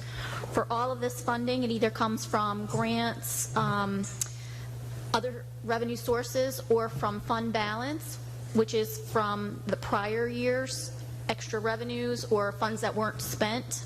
So it's not any, it's not coming from the designated reserve, other designated reserves. One thing I do want to point out is that for fiscal year 24, we had in the budget 6 firefighters, which was to be funded partially by a grant. The grant was not approved, so in the appropriation we do reduce those funds. However, fire department is requesting that they be able to hire 3 firefighters to add an additional staff member to a second fire station to meet minimum staffing requirements. And I think our comment was only if we get rid of the chief. Is that? He's going to leave. Actually, the comment I wanted to make, because he's a very good chief, I was just joking, obviously, but the comment I wanted to make was when we apply for that grant, we put local funds in to match certain amounts. Right. So if we don't get the grant, we still have the local funds that can allow us to do half of what we Correct, and because half of the year, part of the year is already through, yes. And that's critically important for us because we don't meet the national standard to have 3 people on a vehicle when it goes out of the station, and that's kind of important for us for safety purposes. And correct, and over the past 2 years, we've been incrementally increasing. So one station did get increased, and now we're trying to do a second station. That's also one of the things that hurts us on the grant application because we don't have minimum staffing, so they're like, well, you know, until you do that, we're not going to support something that could fail minimum standards. Now, public safety is critically important for us, both police and fire, and we need to make sure that we accommodate whatever we can. That's very important. Yeah. So it's an extensive list this year. There were a lot of things affected by Hurricane Ian. You'll also see in there the funds for the PGI and BSI seawalls being carried forward with those funding sources as well. So if you have any questions or you want me to go over any specific item, let me know, and the divisions can also help answer questions. And also, a lot of this is Kristen explained much more eloquently than I, but when I look at it, I see all these items that were previously approved when you look at the reappropriations, and when the budget's over, so are they. So all that money drops down into fund balance. So when we come back now and say, can we carry those forward to continue to complete them, already approved, same line items, then you see that funding source as fund balance. That's the money from those same items that dropped into that is now coming back out to fund it. So it's not taking it from reserve accounts or from any of our fund balance reserve that gets us up to it. It's not that. It's a amount additional that when everything was closed out, we don't know until everything closes out how much we have. It drops in, we bring it back out, reappropriated for the same things that were approved. Yes. Appropriation slightly different. Any questions for Christian? We need a motion, please. Move to approve 6A. Second. We have a motion and a second to approve 6A, the resolution amending the budget for the fiscal year beginning October 1, 2023. All those in favor, please signify by saying aye. Aye. Opposed? I'd like to say I just need more details because I'm a detail-oriented, and I know that you and I talked about it. So I'm going to say no only because I don't have the full details. Otherwise, yes. Motion carries 4-1. Thank you. Okay. Does anyone have anything they want to pull from the consent agenda? This would be the approval of the minutes from January 17th, iCard Merrill and Person Cohen, legal invoices, and the FEMA assistance grant for firefighters turnout gear. Anyone have anything they want to pull? Move to approve consent agenda. We have a motion and a second to approve the consent agenda. All those in favor, please signify. Aye. Sorry, I was trying to find my paperwork. Mr. Levin, I know that you work for the city, and we have, some questions. I think I'd like the public to understand and clarify. I think you had some legal, I was just trying to figure out, there was something. Could I stop you just for a second, Yes, sir. please? So if you Some want of to it is pull- private. Yeah, pull that from the consent I'd like to agenda. pull this. Then we can discuss that. Okay, and- can you withdraw Sorry, your I motion? apologize. I would withdraw my motion. No, it's okay, I didn't see it. Okay, now ask your question. I wish to pull 7B. All right, well, first of all, let's approve the consent agenda minus 7B. Yep. I'll so moved. Second. Second. We have a motion and a second to approve consent agenda minus 7B. All those in favor, please signify by saying aye. Aye. Opposed? Motion carries unanimously. Okay, 7B. Sorry, thank you. Mr. Levin, I apologize. I was up trying to do other things here, and I know I had some, but I didn't bring my piece of paper that I had my notes on. I was just trying to figure out, there was something I think about endorsing people that you spent an hour and a half on, endorsements by elected officials. I'd like to know who requested that and what was the outcome? Because sometimes I see things on here, but we don't know what the outcome is. So would we have to ask you again? But there was legal research regarding propriety of endorsements by elected officials. What was the That's the one we talked about, the state candidates. and- Yep, go Let me right just kind of express a policy. When I give the description of the matters that I do on research or other legal opinions, there's several policies that I have adopted over the years, one of which is that I want to maintain an open-door relationship with any council member that has a question on a matter that they want to talk to me in confidence. And so I generally do not identify who the person was that requested the information. And also some of the descriptions that I have are somewhat general in nature because of the potential that there might be some litigation involving those matters down the road, and don't want to give too much information regarding matters that may lead to litigation.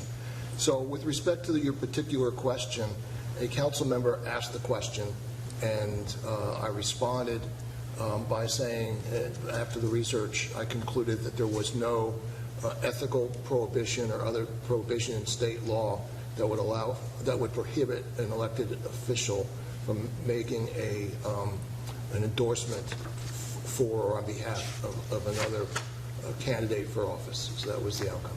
Thank you. Okay, we need a motion to approve 7B then. Move I make a approval. motion to approve 7B. Second. We have a motion and a second to approve agenda item 7B. All those in favor, please signify by saying aye. Aye. Opposed? Motion carries unanimously. Okay, on to the regular agenda. I was made aware of the fact that the urban garden update, agenda item 8B, has been withdrawn for today. It will be brought back at a future date. So we'll start with 8A, which is the Twin Tots 5K. Ms. Hannon. And before Lisa does that, any reason that they had to withdraw is they couldn't wait until this time slot to make the presentation. They've been doing a good job out there, and look forward to them coming back and making that presentation next time. Great. Good afternoon, Lisa Hannon, Planning Director. So this is an annual event. We have to bring it forward. They are requesting road closure in order for staff to put in the FDOT permit application. It does require council approval that allows staff to submit the application. It's an annual event. They work with our Public Works and Police Department for their maintenance of traffic, and it is a fundraiser for the Just Against Children Drowning. They started with a small little walk, and they've actually evolved very well. So we have a professional race group. The Girls on the Run actually run this event. So We need a motion, please. Move approval of 8A. Second. We have a motion and a second to approve 8A, the 24-184-508 permit for Twin Tots 5K. All those in favor, please signify by saying aye. Aye. Opposed? Motion carries unanimously. And that JACD is just against children drowning, so it's a very worthwhile cause. Okay, and we're on to 8C, the History Park accessory structure request. Yes, so again, Lisa Hannon, Planning Director. I'm going to have the Historical Society go ahead and present. We just received the request from the Historical Society for them to put an accessory structure in the History Park.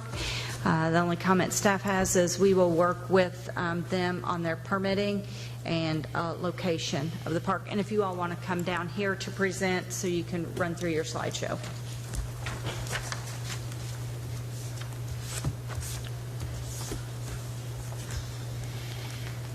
And that'll just push you through your slideshow. So, Jen, that'll push you through. It's a nice little Well, building. good morning. Oh, better put my glasses on. Good morning. My name's Beth Bagnan. I'm the president of the Punta Gorda Historical Society, and we have a long-term lease with the city in the History Park. Our organization has inherited historic buildings, and we have strived to keep the history alive on behalf of the city. We own 6 historic buildings, 2 of which are on the National Registry of Historic Places. That's the Train Depot and the Punta Gorda Women's Club. We also own and maintain 4 buildings in the Punta Gorda History Park. And recently, we received a generous gift from the estate of Janine Smith. And Janine Smith loved the History Park. She would love to come and sit and enjoy the beauty and relax. We are in great need of storage for our garden tools and our other needs in the History Park, and we are asking City Council to approve a building we would like to build in the park, and it would be called the Janine Smith Memorial Garden Cottage. Let's see this. Okay. Here is a schematic of what the park, our buildings in the park, identified. The Tribute Cottage hosts the Potter's Guild. The Visual Arts Center Fiber Art Studio is in the Quidno Heinemann House. The Peace River Woodturners are in the Price House, and the Cigar Cottage right now is just used for storage. So, as I said, we are in great need to store our garden equipment. Our History Park includes the Harry Goulding Memorial Hibiscus Garden, the Florida Butterfly Garden. The Punta Gorda Garden Club has their legacy garden in the park, and Team Punta Gorda has their community garden. And I'm going to have Jim Daudet, who is our vice president, continue with the presentation. Community garden, which still needs cleaned up. Yes. Yes, and we know that. Good morning.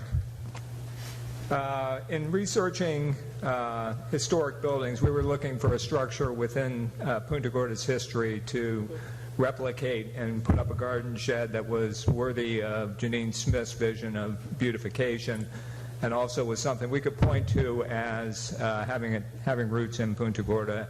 We found a great building which used to be located at the foot of Taylor Street by where the current intersection with Retta Esplanade is.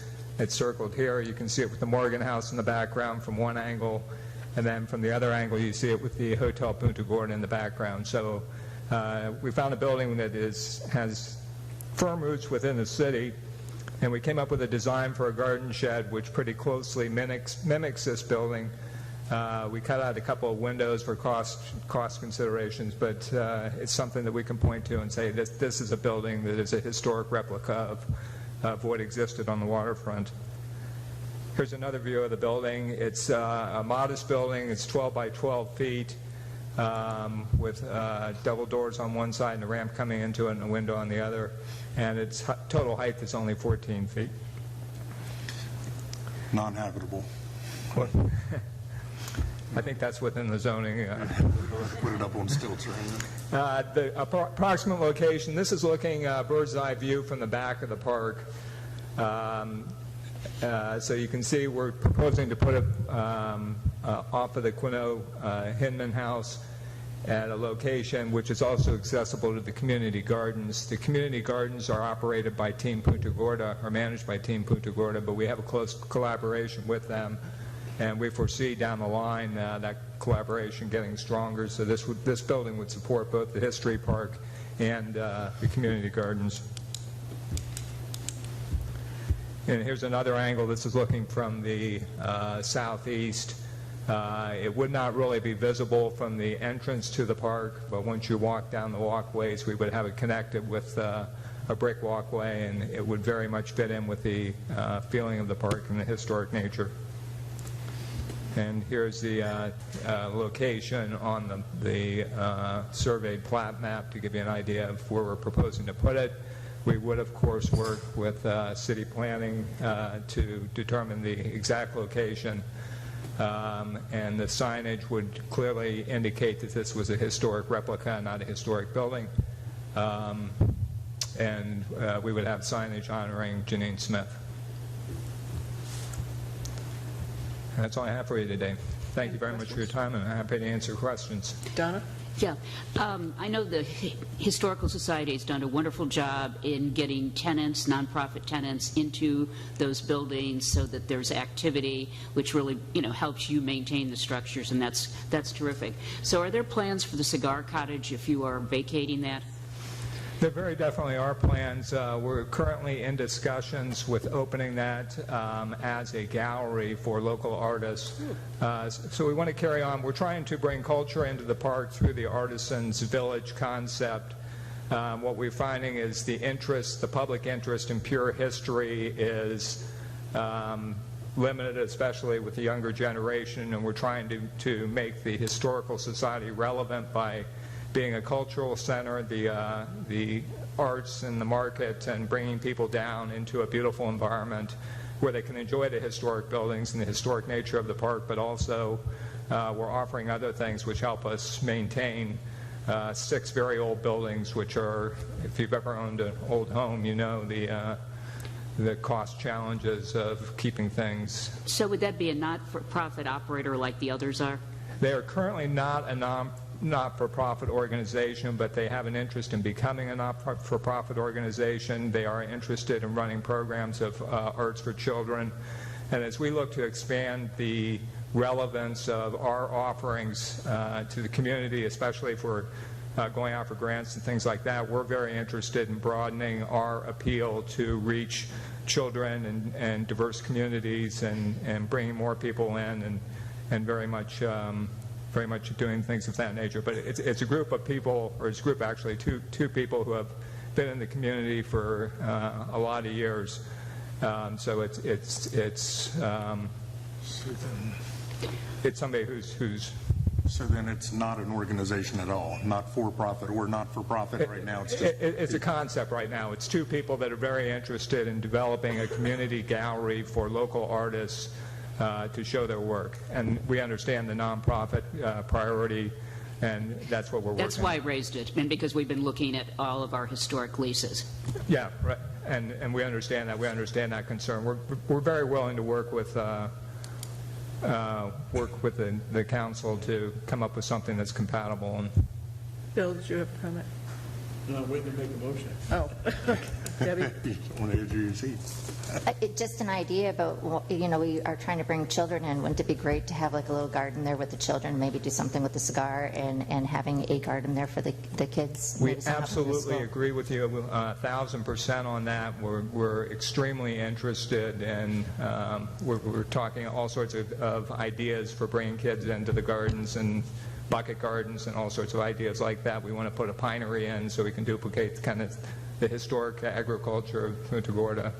But that's very much what this place is about. We want the community, we want kids, we want vitality and people to perceive this as their resource. We view ourselves as stewards trying to move the ball forward on this and just make it a little bit better. And it's right now it's a wonderful place, but we want to just take it to the next step. Thank you. The gardens right now are managed by Team Punta Gorda, and they charge for the use of those spaces? Yes, they charge an annual fee of $35. I don't know what their specific plans are, but they're totally filled up. There's a waiting list of about 25 people to get into it, so it's huge demand for the gardens. Okay. I think it's a wonderful tribute for Janine. She was a lovely lady, and I knew her well, and it's a shame that we lost her, but it's a great tribute for her, and I appreciate the fact that you want to do this for her and carry on her legacy to some extent. You want to make a motion? Sure. Move approval of 8C. I'll second it. We have a motion and a second to approve Agenda Item 8C, the History Park Accessory Structure Request. All those in favor, please signify by saying aye. Aye. Opposed? Motion carries unanimously. Thank you. Thank you very much for your time and your support. Now we're going to review the Special Use Fund. And if I could just add, we plan to have a welcome center in the Cigar Cottage along with, if we can work it out, with the gallery, so it'll be twofold. Thank you. Thank you. Hey, I'm out there every week when you have the vendors and farmers market. No one knows me, but they all know my dog. So they're like, "Oh, he's looking good today," and then they ask him how he's doing. So he never answers. I don't know. Cat got his dog.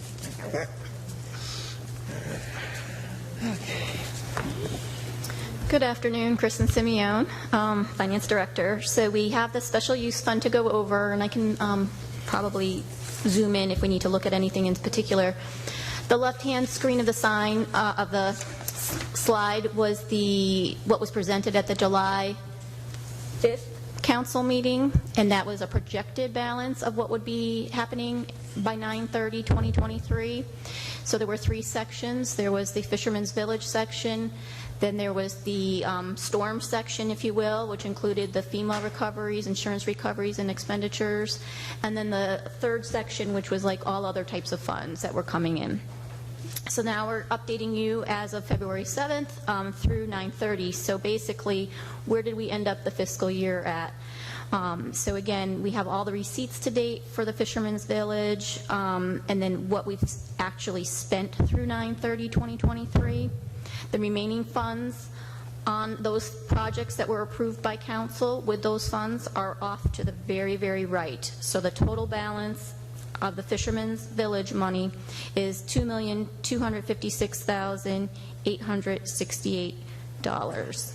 So again, it's set aside for these specific projects, but they just haven't been completed yet. And they're accounted for separately, but then when you look at the total balance, they're also unexpended. Correct. So there's money that comes out. So then we go to the middle section, and we have our FEMA recovery, and that FEMA recovery does include funds that we haven't actually received yet. We do have to accrue those funds, and it was for the debris removal. We do expect we would get those funds in, so accounting requires us to put those funds in. The insurance recoveries are through 9/30/2023, and then the expenditures on Hurricane Ian projects, which again, a big portion of that was the debris removal, is in there. So you see that out of those funds, we'll have approximately almost $3 million. Again, we're still working on projects, and you just approved some of those reappropriations to fiscal year '24. That gives you a little bit of an idea, everything from accounting the whole way through operations. So Hurricane Ian debris removal, do you remember how long ago that was? We don't have the money back yet. Yep. So challenges. Yep. And then we have our 3rd section.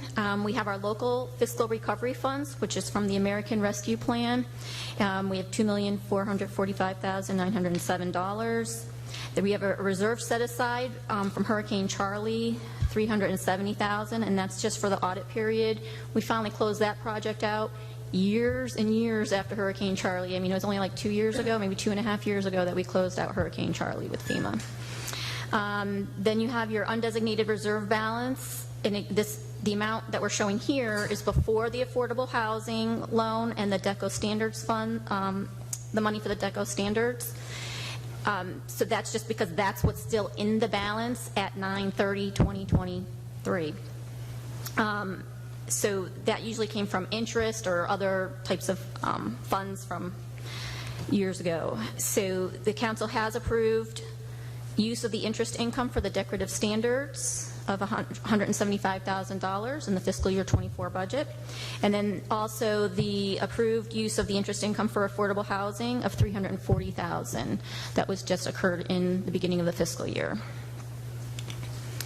So do you have any questions? So when you net that out of the Yes. undesignated fund balance, you come out with 476 or Yes. something, upwards of 500,000 that's still sitting there undesignated. Correct. Which is going to be critical to the next agenda item. Yes. Okay. Does everybody understand all of this and all good with all of this?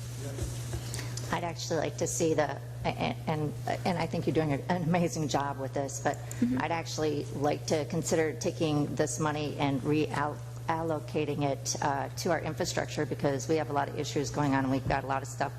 I see pipes breaking down, so I actually would like to see, even the Fisherman's Village sale go towards our infrastructure. That money has already been allocated toward the City Hall project. It can be changed. Okay. We need a motion to accept the report as stated. So moved. Do we have a second? Second. We have a motion and a second to accept the report as stated in the spreadsheet. All those in favor, please signify. Actually, I'm sorry. I sorry. should just ask a question first. So this is just, we were just doing a review of this. We're not- It's just a review. This is just review. Yeah, I was going to say, I don't even know if you really need a motion. You don't even want a Really need to do motion? that? Okay, then you can retract the Yeah. motion. It's just for information. You That's had kinda asked for okay. the information. I'll and we withdraw wanted it. to- Okay. We really don't need a motion, because if you say change the numbers, you can't do it anyway. Yeah, All right. it's actuals. Will you withdraw your second then, Donna? Okay, thank you. All right. Thank you. Thank you.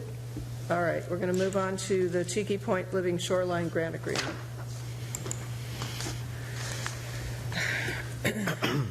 Excuse me.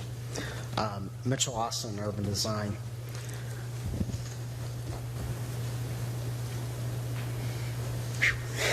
Okay. So this is good news. The city council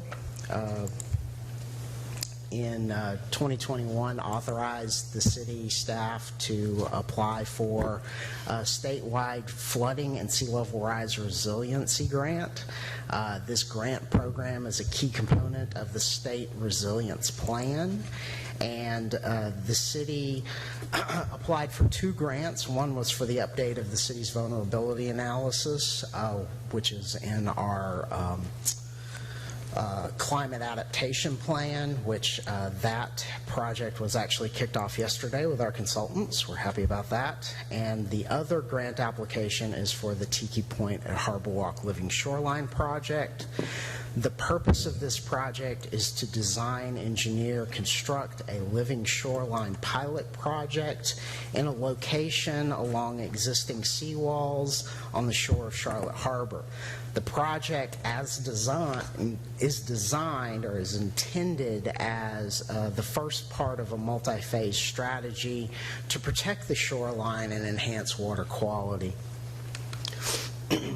This project is supported by our city's comprehensive plan, specifically objectives and policies within the coastal management and conservation elements. It is also supported by the goals of our strategic plan. One of the key reasons that we pursue these types of projects is the economic value of Charlotte Harbor. This slide information here is a study that was produced by the Coastal and Heartland National Estuary Partnership. In 2019, they found that there was well over $1.4 billion of direct economic activity as a result of Charlotte Harbor, and that is just within the confines of Charlotte County. This Living Shoreline project is a result of a long history of proactive planning with our community, which began way back in 2008-9 with the original adaptation plan for the city. That adaptation plan led to some partnership opportunities, and the city actually produced a pilot oyster reef project, so a living shoreline project along an existing mangrove fringe area on the eastern side of downtown. And those partnerships with many individuals and organizations helped lead to this project. Mitchell, is that the one that's off Mary? Yes, sir, off of Mary Street. Off the inlet there, it's right. Yeah. Because you see little stakes out there that are. Yeah, little plastic stakes out there. That was part of the monitoring for that project, and yeah, it's been quite successful. So living shorelines are green infrastructure that intentionally are designed to use natural systems, including plants and animals, to strengthen existing shorelines. These types of interventions can be used in existing natural shoreline areas or in shoreline areas which are hardened or gray shorelines, like seawalls or riprap areas. Hardened seawalls, as we know, are incredibly stable until they're not. They tend to fail catastrophically when they do fail, which is a threat to not only property but also life. So why green infrastructure? It can be used in concert with gray infrastructure, and that gray infrastructure is quite expensive, as we know, and it has, to an average person, a pretty long lifespan, 30 to 50 years for a seawall. But in terms of the green infrastructure projects, it's quite a short lifetime. A well-designed living shoreline can last for centuries. So when used in concert, a living shoreline project can increase the useful life of that gray infrastructure, and that's what we're really focused on with this project. As I mentioned previously, the Oyster Reef Pilot Project, Harbor Walk at Tribune Park, Mary Street, that area over there, there are existing oyster reefs which are growing every day, every year, and those little reefs help break the wave action before that wave action impacts that existing mangrove fringe, strengthening that mangrove forest and helping to protect the human habitat behind it.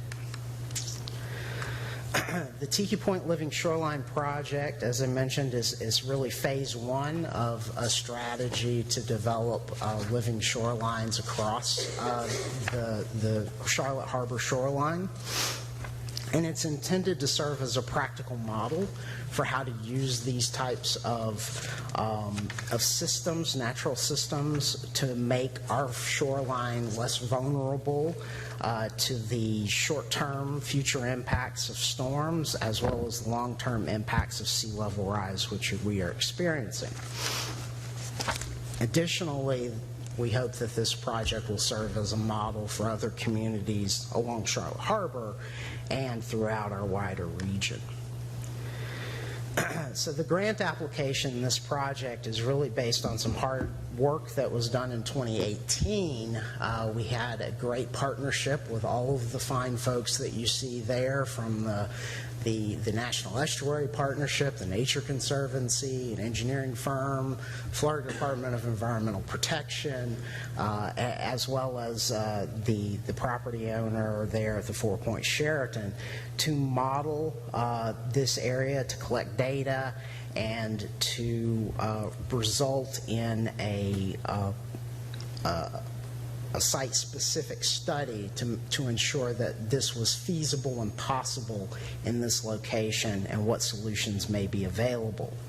That project developed alternative design scenarios from this study, which will serve as the starting point for the final engineering design and ultimate construction of this project. Getting back to the grant award itself, the grant is to include engineering, design, permitting, monitoring, as well as stakeholder engagement, public education, and the actual physical installation construction of the Living Shoreline project. The grant itself, or the total projected cost is $1.3 million. Of that, the state resiliency grant is $590,000, and the city's anticipated total match is just north of $720,000. Of that anticipated city match, there are in-kind services, i.e. salaries of existing staff, which will be contributed to this project if it moves forward, of just short of $100,000. And the Charlotte Harbor National, their old name, the Coastal and Heartland National Estuary Partnership has identified $320,000 in federal funding, which are specifically targeted towards this project, leaving the actual anticipated city cash match at just north of $303,000, as shown on the screen.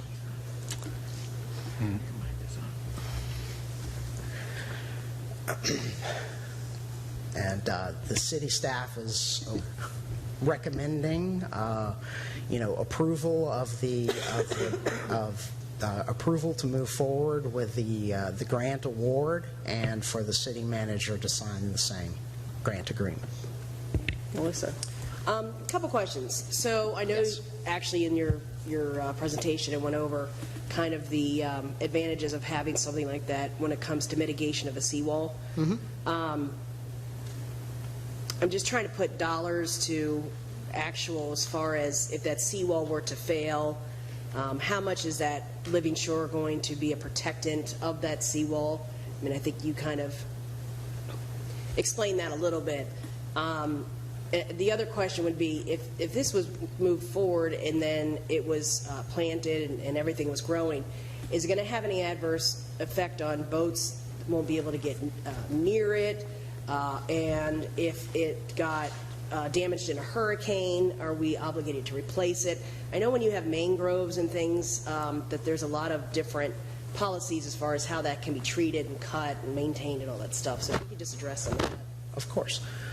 So as far as the cost goes, per linear foot of seawall, as you can see on this slide, they can be quite expensive to install. You go down from that, living shorelines is much more cost effective.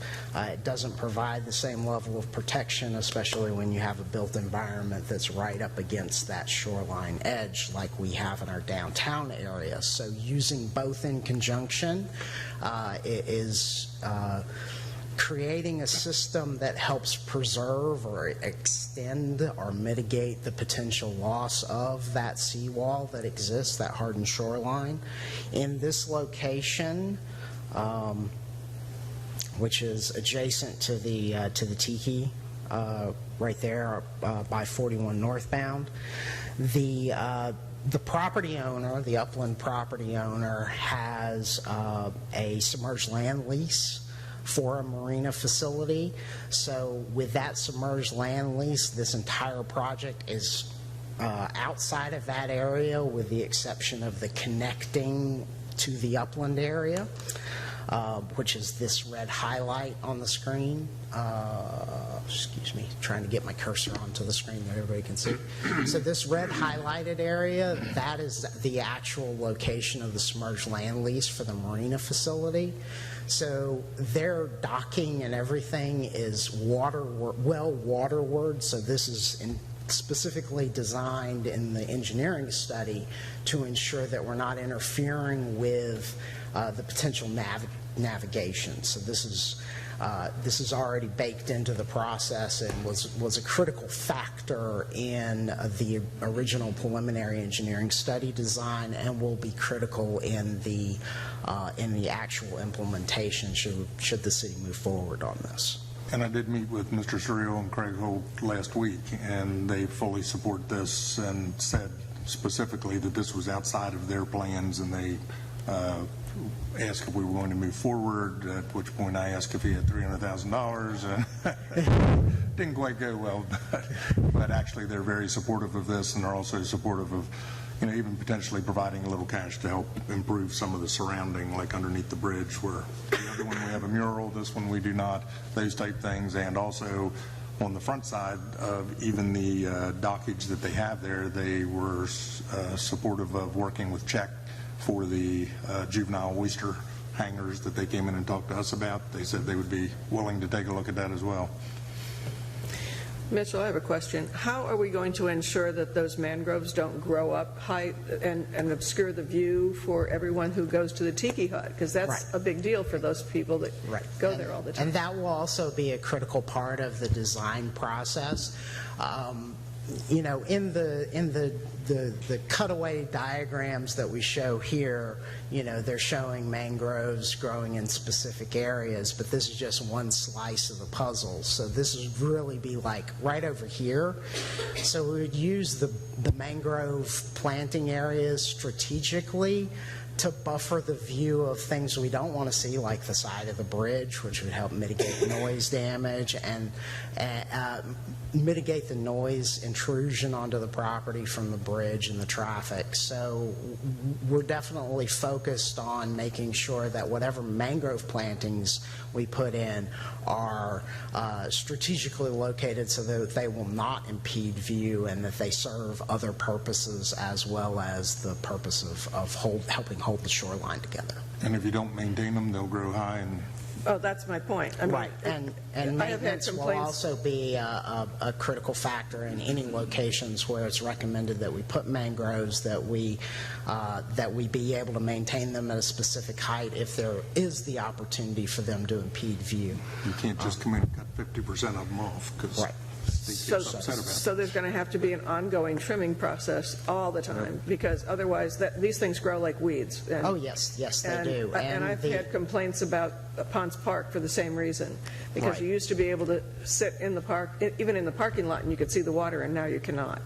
Yes. So I want to make sure that we don't obscure the view, because that's half the reason why people go there now. Of course. And both city staff and as well as the property owner are focused on that, and we will ensure that the actual design will accommodate all of those concerns fully. We're well aware. And also, is he still planning on the possibility of doing a tiki out over the water? So yeah, again on this slide, it's on that map. That's why I'm asking. This is really between him and the state as far as the submerged land lease, but the little red area that's a circle out there on the point, that is also an area that he wanted. That he's working with the state to expand that way should the planned development move forward for the additional building on this site, which would be in the location of all the green space that exists now. So yes. Okay, thank you. Any other questions, Debbie? Actually, there's a question too, but you know that mangroves are fantastic for us because they clean our water, you know, with the storm runoff and everything, and it protects our land. It actually prevents us from losing land, so I think actually it's going to help a lot. And the environment is our number one. If our environment doesn't survive, we don't survive. You know, you've heard me say that a lot of times. One of the things that concerns me is where it is, and we talk about the runoff from the watershed. You know, we have issues, you know, with a lot of things going on in our waterway. Have we ever considered also doing it maybe by Vivante, where it is natural mangroves and things like that, so that we can actually have one that maybe can see the effects of both the watershed, you know, coming down and having, you know, both of them doing a study with the health of our water, maybe having it also, you know, it would have to be another grant, obviously, and things, you know, but to apply looking at that area, it might be a great comparison, but it also, I know right in that area, planting that right there would actually help our environment, the residents, and help cleanse our waterway. Yes, certainly the intent from, if you look at the 2019 update to the climate adaptation plan, it contains an entire living shoreline element. This map here, phase 2, where it's looking at But it needs to be you know, the opportunity to install living shorelines solutions along this entire fringe, obviously we would want to focus on areas that have behind that human habitation. As you get down into the sort of natural areas over here, the only thing we may be concerned about is Ponce Park.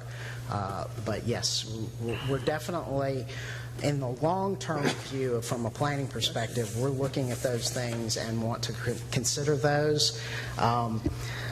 It's important with grants that you show success, and this is a new grant program with the state. The state legislature has been very generous with this grant program, and to the tune of close to or even over $500 million per year for the past several years. So if this program continues with that with that level of funding, there's definitely the opportunity to move forward, building on the success of this project to model future projects and opportunities for grants to. And that's why I was saying by Vivanti, because like the mayor said, you know, people with their view, they already have the mangroves there, and so it would be a no-brainer to put something. And that area right there does get a lot of the tide and the storms and everything, so I'd like to see another orange dot put, you know, closer to the edge by the Colony Point. Yeah. Of course. Do we have seawalls on the outside of where Vivanti is? I don't think we do. Not at Vivante, no. The seawalls are at Colony Point Drive Point and going around that way. So that point in particular with the hardened seawalls is very vulnerable.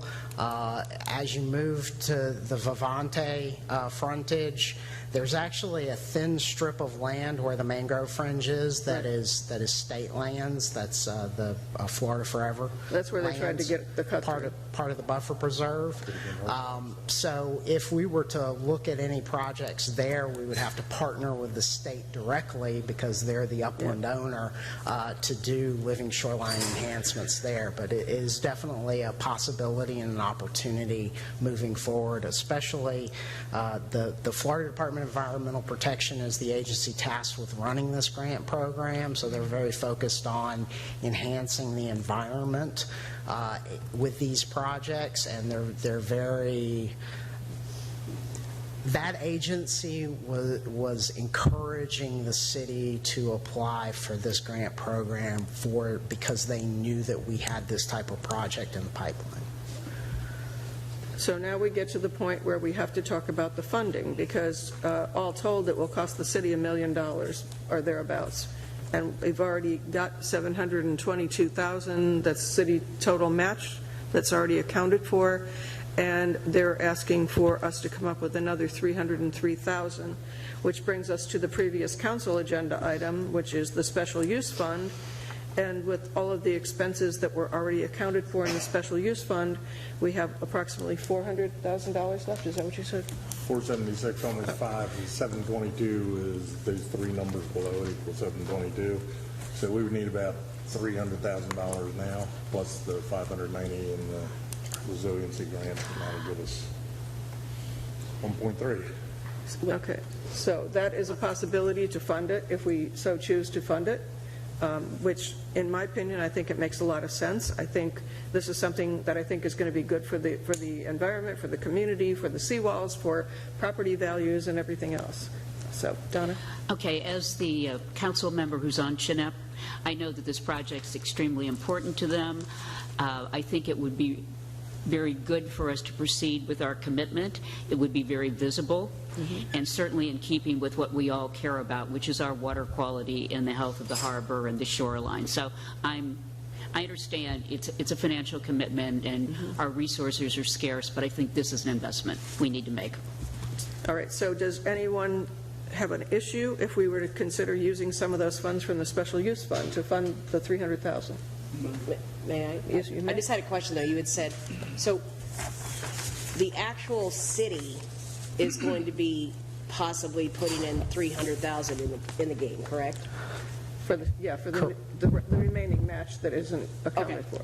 Right, I just want to make sure, because I thought when you said about $1 million, I got confused. Well, yeah, we talked about the city total match, and if you look under the chart that says city match detail. Right, which technically the in-kind is just more dedication of an employee that is already existing and is already on payroll. Right. So, okay, that's, I just want to make sure. And part of that's the grant as well, so, Right, yeah. And because we got the grant, we are the ones that have to come up with the total detail for the match, et cetera. Okay, so what I would then recommend is if someone's going to make a motion to approve the project, that we allocate the funds from that special use fund on the previous agenda item. So if someone would make that motion. And if I may, authorizing the city manager to execute to sign the agreement. Okay. Anyone want to make that motion? I move to approve 8E Tiki Point Living Shoreline Grant Agreement, and with the commitment of $303,607 be used from the special fund. And allow the city manager to And allow the city manager to execute the agreement. Execute it. I'll second that. Okay. We have a motion to approve the Living Shoreline Agreement project and to use special use funds to fund our additional $303,607. And the city manager will have approval to move forward on the agreement. All those in favor, please signify by saying aye. Aye. Opposed? Motion carries unanimously. Thank you. Thank you. And thank you and staff for all the work you've done on this as well, because that'll be a nice addition to our shoreline, because water quality obviously is paramount, and we all live downstream. So. And tell Joan we finally got it. That'll make her happy. That'll make her very happy. That was a long time coming. Okay.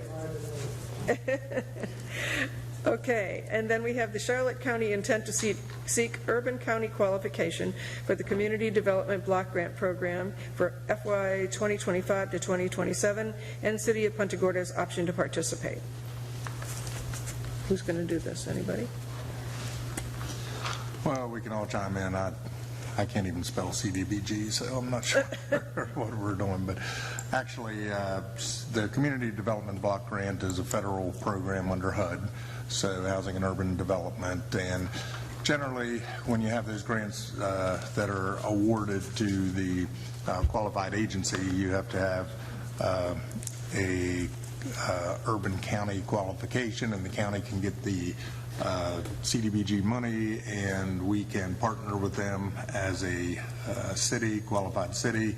And if there are projects that we are interested in applying for that meet the criteria of CDBG, which could be several things. I remember we built a senior center with CDBG money at one point. There's just a lot of qualified uses, but this is the county's operation. County has said that they would manage the program just like they do the ship allegation with an interlocal agreement, because there is some, it's federal money, of course, just like any federal money, there's some paperwork to get a grant, but as much so on the back end, there's paperwork to make sure you're properly managing and documenting how you used it and showing the outcomes so that you can be qualified for future grants. So if indeed we intended on doing that, a lot of the paperwork on the back end would be managed by the county. We certainly would have to come up with information for the application itself, but then we'd be partnering city and county for a CDBG program, which would be, you know, a nice opportunity if something ever came up where it could be useful. And it may be, as long as it's not too cumbersome where the juice isn't worth the squeeze, but in this case the county has offered to manage the program. So, and I'll add to that that the city used to participate in this program, and many years ago Howard asked us to approve the discontinuance of it for the city, because he, at that time, the amount of paperwork that was generated to ask for grant funding to the federal government far overwhelmed the amount of income we got out of the request. So we did drop out of that program several years ago, but if the county is willing to administer it, all the better. Melissa? I just want to make sure that if the county wants to work with the paperwork, does that mean that, you know, they're going to also manage that project? Are we going to have as much say in the project, and then will there be more of a piece of a pie taken from the county than given to the city? You know, I just want to make sure that obviously that's impressive that they're able to help us manage that, but I also want to make sure that we're not leaving something on the table that would, negate us being able to manage a project. We would actually still manage the project as if it were our own funds, but they probably would take a piece of the pie because there's an administrative allocation that's allowed, so they would probably take that, I would assume. They haven't said they would, but I would guess they would. But the money that we get, we comply with the grant requirements. We hire contractors, construction managers, just like it's our own money, we can do that. Debbie? But again, it's applying for a grant, and we're going to actually have a cost to the taxpayers to match the grants and things like that. And right now, we have to work on our infrastructure.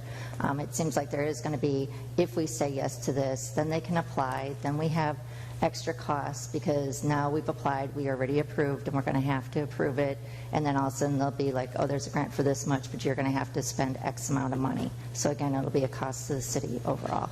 There would if we intend on using the money and applying for a project. Right. We don't have to apply for a project, but we would be eligible to, and we'd have an allocation. If we don't use an allocation, there probably won't be one available as readily next time, but right now we're not a part of that, and this would just have another door we could open if we say choose. So just a question. Either way is kind of... Do we have any projects that we would need this funding for right now if we were to do this ourselves? Probably. I don't know what they are, though. And what would it take for us to get back involved with this CDBG program? I don't know that we have anything right now that might be, we might have things that we think would be nice if we're talking about community centers and different things. Like replacing Bayfront. Yeah, that's what I was thinking. I don't know if that would qualify or not. Do you know, Kristen? This is time sensitive, that's why I'm asking the question, because they do need to know. It says February 2024, it doesn't say, well, it says within 30 days of their letter, which was dated January 23, so. Kristen Simeone, Finance Director. I'm not sure if Bayfront would qualify. I guess we'd have to talk about like what the uses are. So a lot of it's been like, over the past years was like the community garden. They helped develop a program for helping people find jobs. There was a teen program. I'm trying to think of some other projects that they did. I think they did something on MLK Boulevard, if I remember correctly. Might open the door for some things that... Yeah. So that reiterates my question. Is it worth it for us to get back involved with the CDBG ourselves and not have the county manage it for us if there's opportunities we can seek funding for? Okay. I'll answer that just after Mitchell. Mitchell Austin Urban Design, just to provide a little bit of historical context, back in the 2000s, early 2000s, the city was receiving approximately $120,000 a year in CDBG funds as an entitlement community. So the city was entitled to receive those funds. We were actually operating under an exemption from the community, from the Department of Housing and Urban Development, Federal Department of Housing and Urban Development, because our income and percent minority communities were not actually eligible for the program because the demographics had changed, and those demographic shifts have only exacerbated over the past 20 years. So in terms of being eligible as an entitlement community again, we might not qualify. The change in terms of the county, they used to be, because of their population, they didn't qualify for CDBG. Under the state system, they were eligible for what was at the time called small cities, which was the state community development block grant allocation, which then the state administered with communities applying on a grant basis for up to $750,000 per year. So I think the shift here, and I don't know all of the details, but I think it's because the county's population has increased to that 200,000 threshold or close to it, that they now qualify as an entitlement community, so then they are eligible because of their scale. 10 times as big as us for a different pot of money. So if we were to go back and talk to HUD about getting back into the program, they would look at our population at 20,000 and our entitlement would be scaled to that population level. So I don't know what it is now in this current fiscal year or federal budget, but historically we went from a high of about 120,000 down to, I think our last year was less than 70,000. So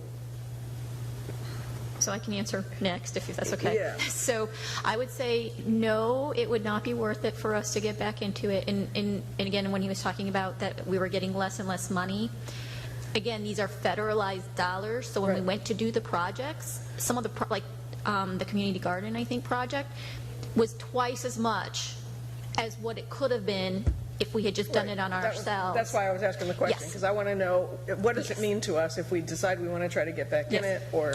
The project just ended We'd up have to being be so much more. qualified to even get back in it on our own. Yeah. And that's why the county, as an urban county, they're trying to qualify, be entitled, and as part of the county, we can piggyback with them. I don't even know that we qualify for CDBG by ourselves because of our current demographic, but the county's demographic is much different, and as part of that, they qualify, which means we could piggyback if we want. So then it makes more sense for us to piggyback on them and let them do all the administrative work, and perhaps there may be an opportunity for us to get some funds. If we have a project that's... I also think there's some political capital to be gained by Sure. cooperating with the county. And that was going to be my next sentence. Yeah, I mean, that's, so to me, that's kind of a no-brainer. I mean, cooperatively working with the county is always an advantage for us, so I think that makes a lot of sense. That's just my personal opinion about But it. I agree, we couldn't just say, well, we're going to take a grant and it takes $300,000, so we need to come up with a match just so we can have this money. You know, it has to be programmed, that it could offset something or be eligible for. So do you need a motion, or do you just want consensus that, how do you want to do this? I think with this, it would probably be better to have a motion so that we can officially say that the city wants to join with the county as a participant in CDBG. Somebody want to make that I'll make a motion? motion to approve 8F to get back into the program with the county. Second. We have a motion and a second to approve agenda item 8F and to have the city manager reach out to the county and confirm that we would like to cooperatively work with them for the CDBG program for 2025 to 2027. All those in favor, please signify by saying aye. Aye. Opposed? No. Motion carries 4-1. Okay. City clerk.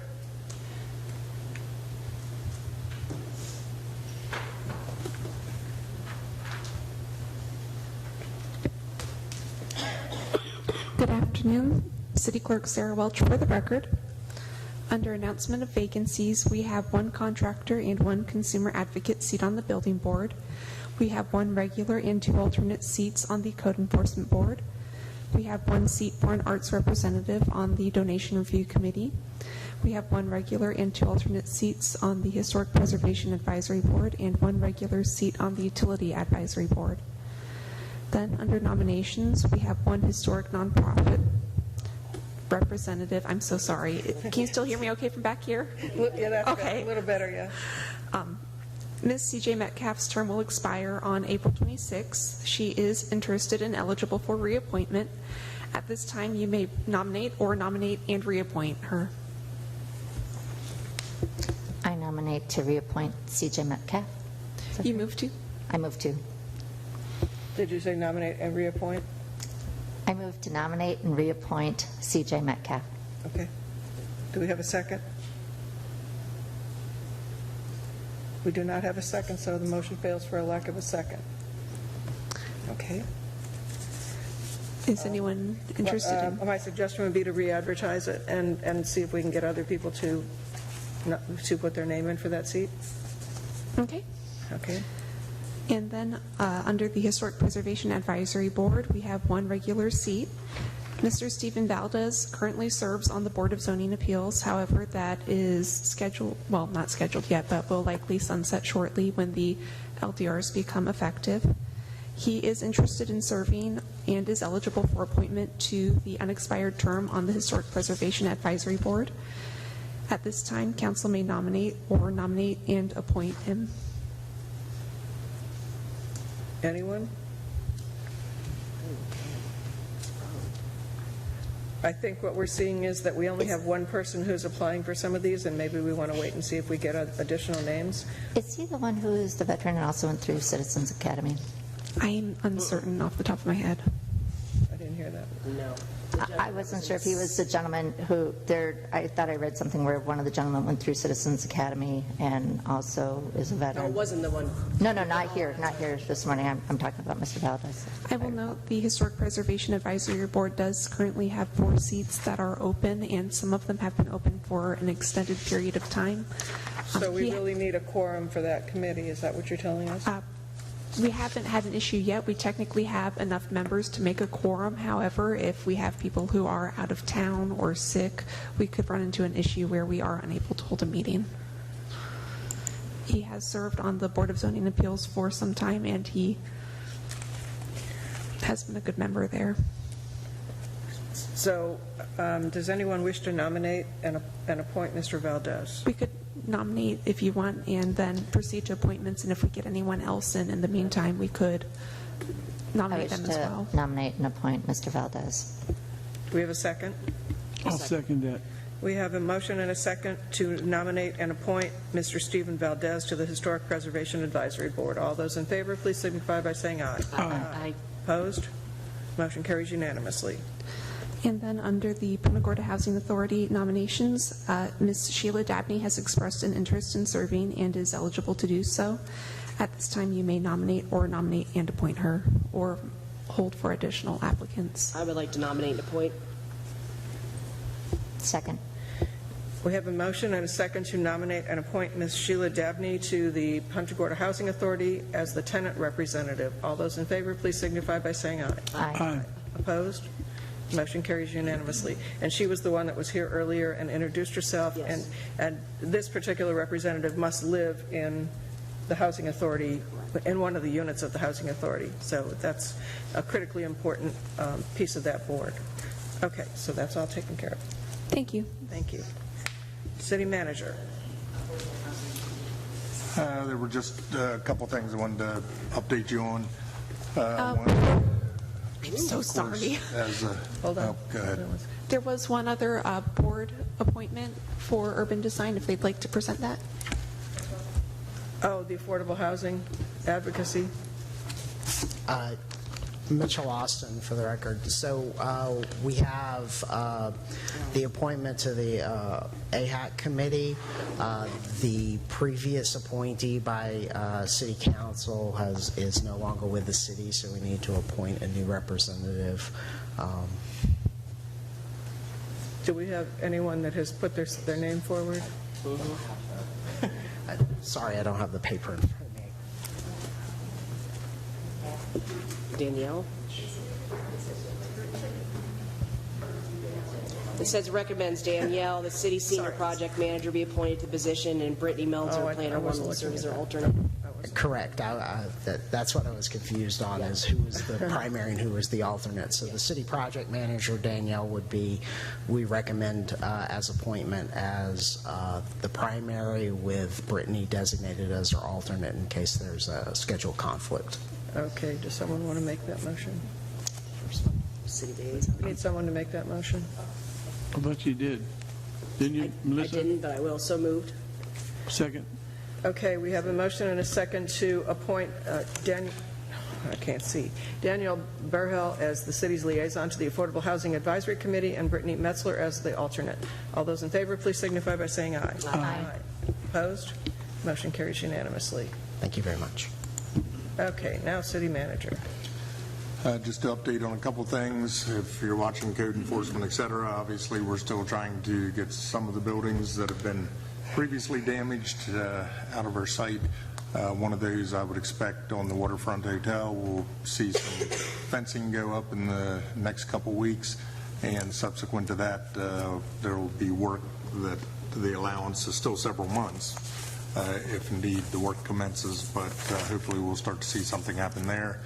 to bring that down. I already touched on Bayfront Center, another one in the same stretch that we have the appraisal, so we need the contractor to actually give us the cost for renovation, rehab, rebuild, and then they'll compare those, get the certification, and hopefully get that to FEMA. The other things are some of the bids that are out. We did have a walkthrough of City Hall, and we'll be waiting, not City Hall, the third floor annex. We'll be waiting for those bids to come in so we can move that project forward.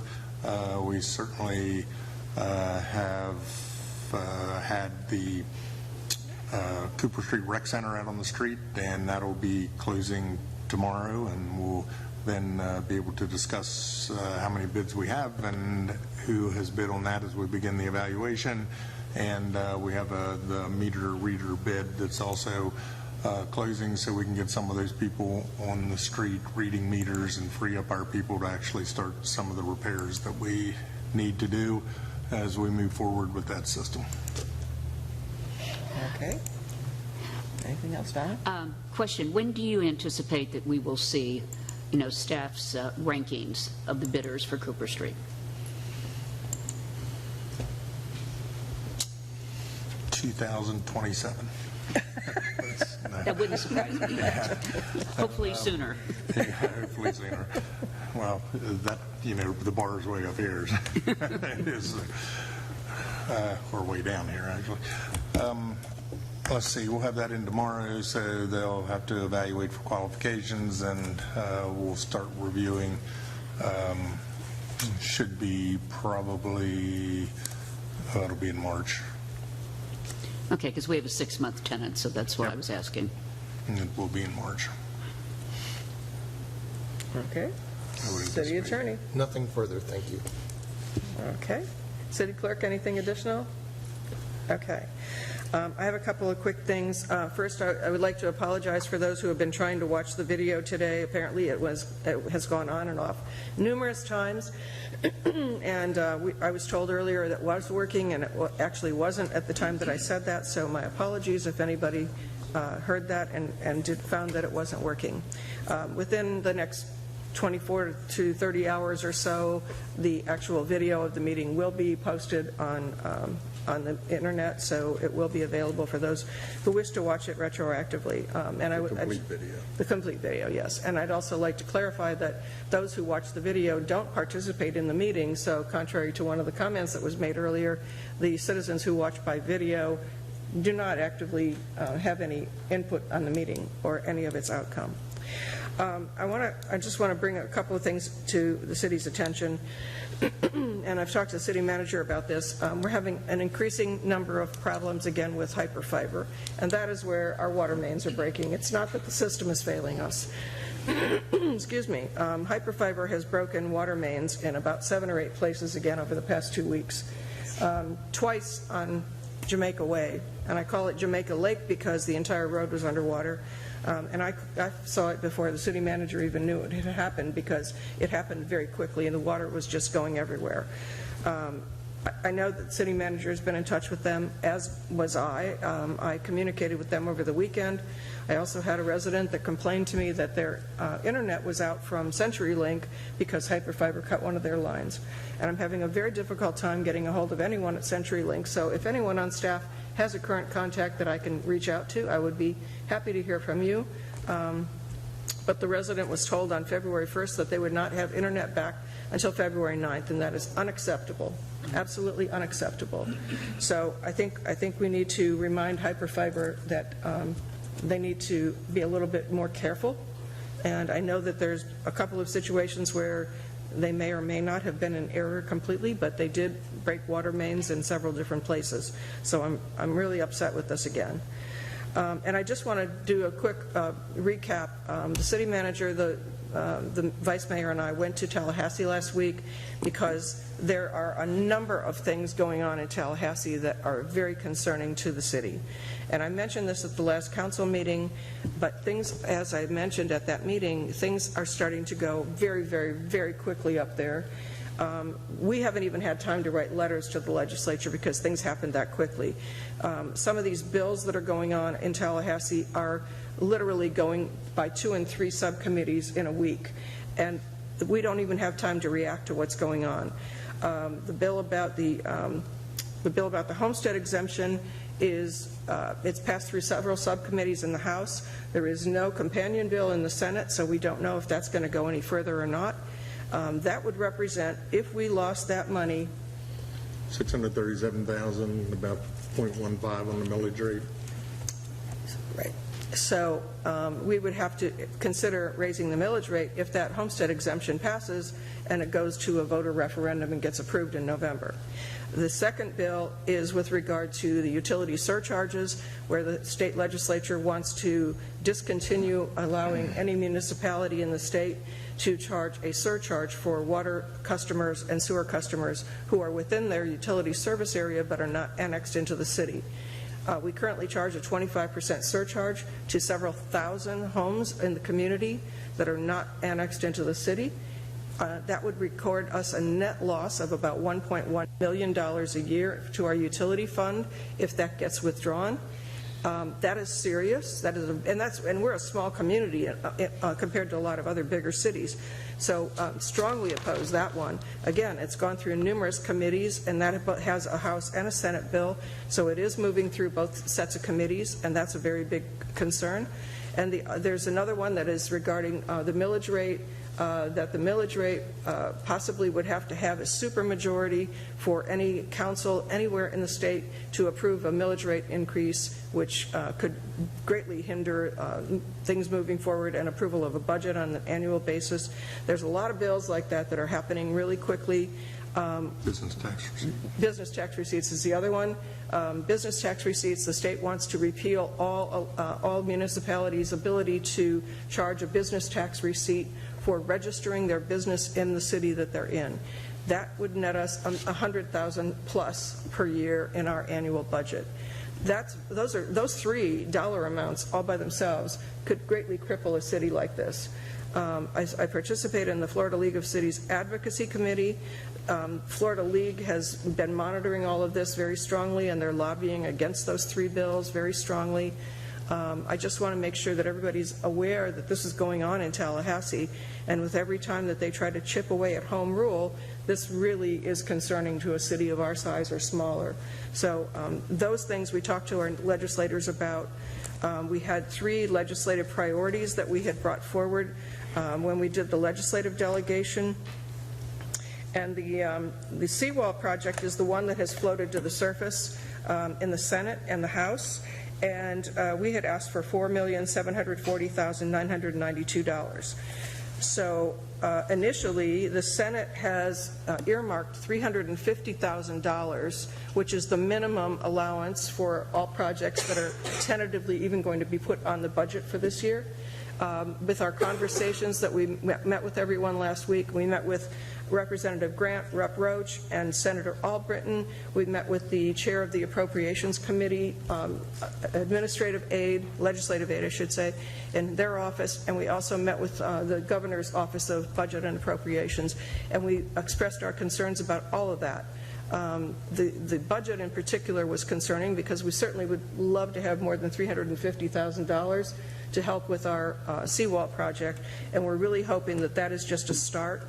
We've been given some kind of direction from the legislators that number may move, and the number would move in the upward direction. So we're very hopeful that by our communications with them and our visit to them, that it was called attention to while the budget is actually being formulated right now. So keeps it in play. Yeah, keeps it actively on their front burner, and hopefully we'll be able to move it forward to the budget with a little bit higher number before it's all said and done. So was it worth it to spend $3,000 to go to Tallahassee? It absolutely was. It absolutely was. So I just wanted to put that out there. And we'll go to council member comments. Debbie?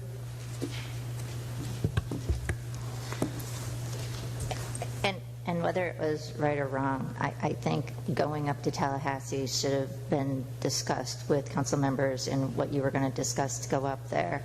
I don't disagree or agree with the reasons why you went up there, but I still think that's something that should have been discussed in public, stating exactly what you were doing when you were going up there.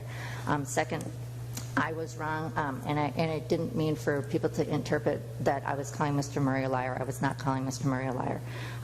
And if he felt that way, I was wrong. One of the things that I was questioning is Dover Cole to him, so everybody understands. And he is going to try to get me in touch with Mr. Dover Cole because I was trying to point out 75-foot maximum height in the Dover Cole report, and what I interpreted is looking at what was done before, which was like 26 feet plus BFE, and I'm saying maximum height means including BFE. So I'm hoping that I can have that meeting with him. As for what happened earlier today, Brittany, I know you worked hard on the trying to get everything done with the comprehensive plan. I commend you for everything you're trying to do.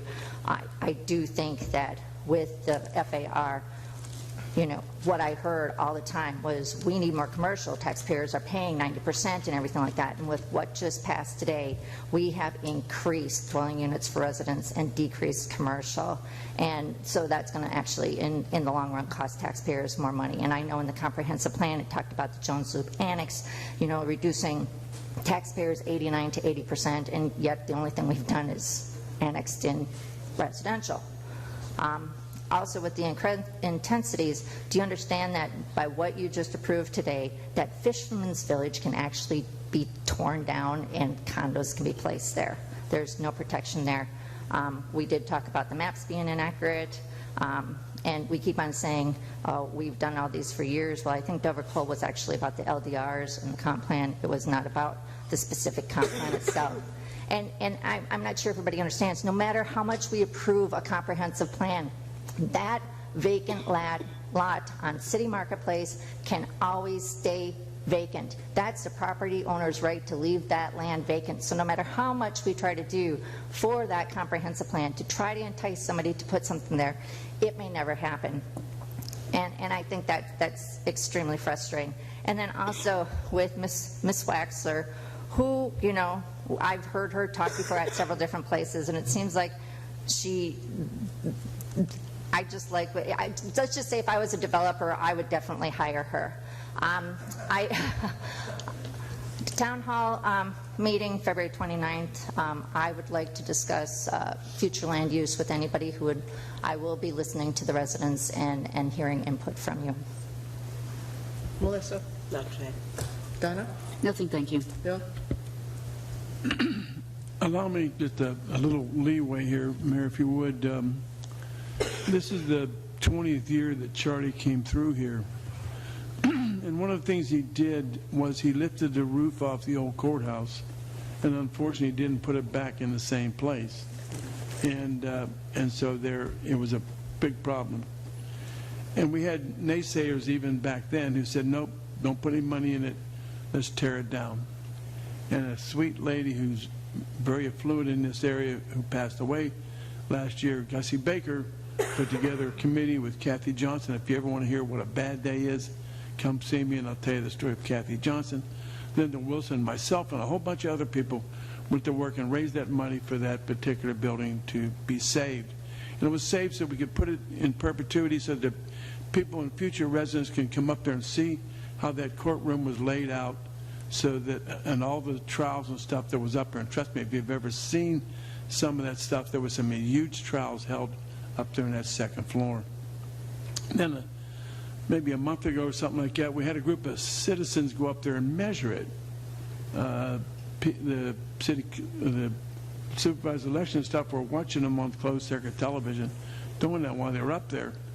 And I wish they'd have talked a lot while they were up there, because they'd have found out too, one of the problems being with that upper story is that the acoustics up there are terrible. If you talk to any attorney who ever served up there or a judge, and the only way to fix it is to put in a drop ceiling, and the old timers would kill anybody to try to do that.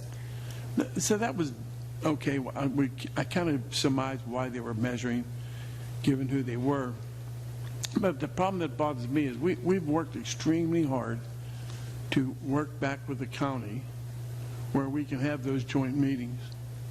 And things can upset it, because that's what upset it before I think it was 12, 13 years ago, since we had the last one, because of some things happening that upset it.